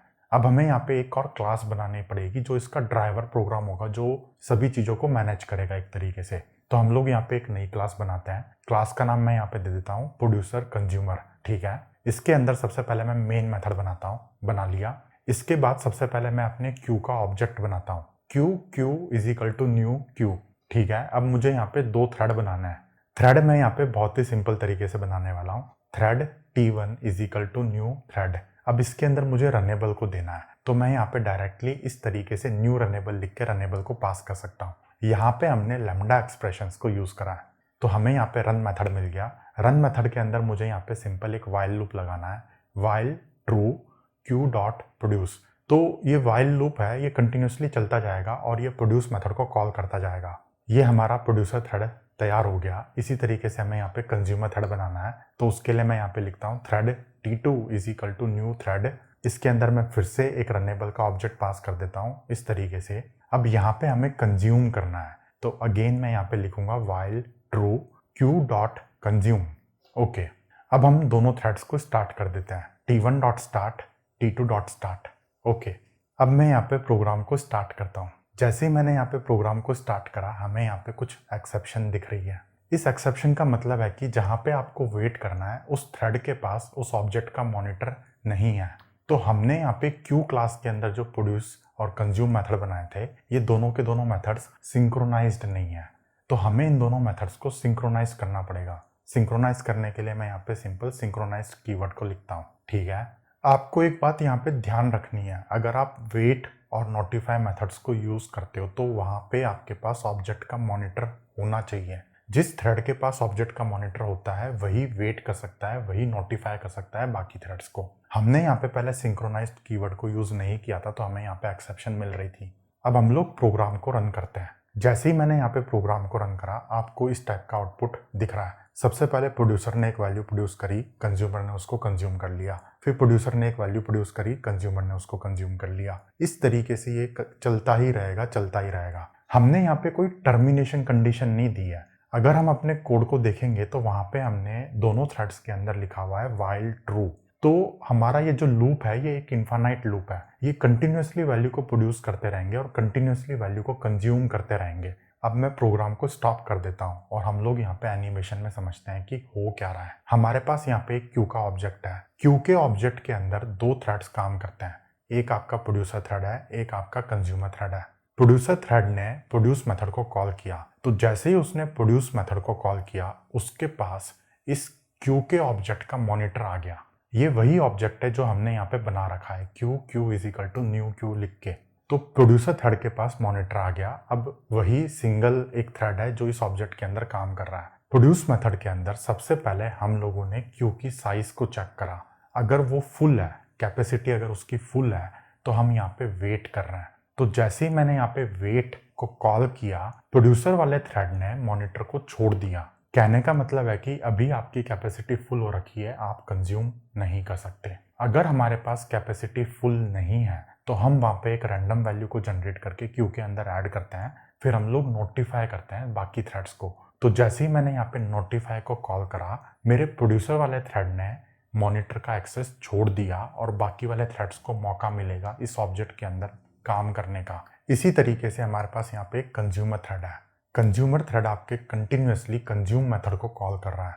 तो कंज्यूम मेथड के अंदर सबसे पहले हमने यहाँ पे लिखा हुआ है, अगर क्यू एम्प्टी है तो वेट करो। जैसे ही आपका कंज्यूमर थ्रेड कंज्यूम मेथड के अंदर गया, उसको उस ऑब्जेक्ट का मॉनिटर मिल गया। एक बार उसको मॉनिटर मिल गया तो बाकी थ्रेड्स एंटर नहीं कर सकते। ओके, मॉनिटर मिलने के बाद उसने यहाँ पे चेक करा कि क्यू एम्प्टी है या नहीं है। अगर क्यू एम्प्टी है तो उसने वेट करा। वेट करने का मतलब है बाकी थ्रेड्स को मौका दे दो प्रोड्यूस करने के लिए, मैं यहाँ पे वेट कर रहा हूँ। तो जैसे ही उसने वेट को कॉल करा, उसने मॉनिटर का एक्सेस छोड़ दिया। ठीक है, अगर क्यू एम्प्टी नहीं है तो हमने यहाँ पे क्यू के अंदर से वैल्यू को कंज्यूम करा और उसके बाद हमने यहाँ पे नोटिफाई को कॉल कर रखा है। तो कंज्यूमर थ्रेड ने जैसे ही नोटिफाई को कॉल करा, बाकी थ्रेड्स को मौका मिल जाएगा एग्जीक्यूट करने के लिए। तो यहाँ पे आपको कुछ इंपॉर्टेंट पॉइंट को ध्यान रखना है। सबसे पहले आप वेट और नोटिफाई तभी कर सकते हो जब आपके पास मॉनिटर का एक्सेस हो। मॉनिटर का एक्सेस लेने के लिए वो वाला मेथड आपका सिंक्रोनाइज्ड होना चाहिए। अगर आप मेथड को सिंक्रोनाइज बनाओगे तो बाय डिफॉल्ट जैसे ही कोई थ्रेड इस मेथड को कॉल करेगा, आपको मॉनिटर का एक्सेस मिल जाएगा। ओके, उसके बाद आप वेट या नोटिफाई को कॉल करते हो। तो जैसे ही आप वेट या नोटिफाई को कॉल करते हो, आप मॉनिटर का एक्सेस छोड़ देते हो। वॉलंटरली आप दूसरे थ्रेड को एग्जीक्यूट करने का मौका देते हो। ओके, मुझे उम्मीद है आपको ये प्रोड्यूसर कंज्यूमर प्रॉब्लम समझ में आई होगी। कंप्यूटर साइंस के अंदर ये बहुत ही फेमस प्रॉब्लम है और हमें इसके बारे में ग्रेजुएशन में बताया जाता है। जब मैं टेक्निकल डिग्री कर रहा था, बीटेक कर रहा था, तब हमें इस प्रॉब्लम के बारे में बताया गया था। उस टाइम पे मुझे ज़्यादा समझ में नहीं आया था, लेकिन अब हमने थ्रेड्स के कंसेप्ट को अच्छे से सीख लिया है, तो मुझे उम्मीद है आपको भी समझ में आया होगा। आज के लिए इतना ही फ्रेंड्स। अभी इस वीडियो के अंदर हम लोग ज़्यादा प्रोग्रामिंग एक्सरसाइजेज नहीं कर रहे हैं। हमने यहाँ पे एक दो क्वेश्चंस को देखा है कि थ्रेड का नाम कैसे निकालना है, प्रोड्यूसर कंज्यूमर प्रॉब्लम को किस तरीके से सॉल्व करना है। अभी इस वीडियो के अंदर हमने जिस तरीके से थ्रेड को हैंडल करा है, जर्नली हमें उस टाइप का काम करने को नहीं मिलता। हम लोग यहाँ पे प्रोडक्शन एप्लीकेशंस के अंदर एग्जीक्यूटर फ्रेमवर्क को यूज़ करते हैं। एग्जीक्यूटर फ्रेमवर्क हम लोग अगले वीडियो के अंदर कवर करेंगे। तो उस वीडियो के अंदर हम लोग भर भर के प्रोग्रामिंग एक्सरसाइजेस करने वाले हैं। अगर आपको मल्टी थ्रेडिंग के बारे में कोई भी डाउट है तो आप नीचे कमेंट सेक्शन में पोस्ट करो। वीडियो को एंड करने से पहले मैं आपको एक पॉइंट क्लियर करना चाहता हूँ। जर्नली 99.9% केसेस में हम लोग मल्टी थ्रेडिंग को तभी यूज़ करते हैं जब आपका काम अलग अलग हो। जैसे आपके पास 50 फाइल है और आपको 50 फाइल को अपलोड करना है, तो आप वहाँ पे मल्टीपल थ्रेड्स बना के फाइल को अपलोड कर सकते हो। एक थ्रेड आपका एक फाइल को अपलोड करेगा, दूसरा दूसरी को करेगा।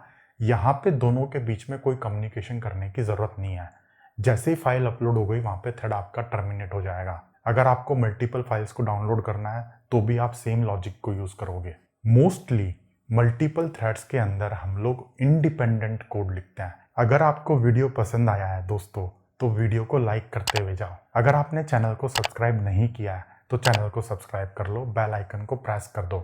मिलते हैं अगले वीडियो में गाइस, तब तक के लिए take care and good luck to you. Thanks for watching.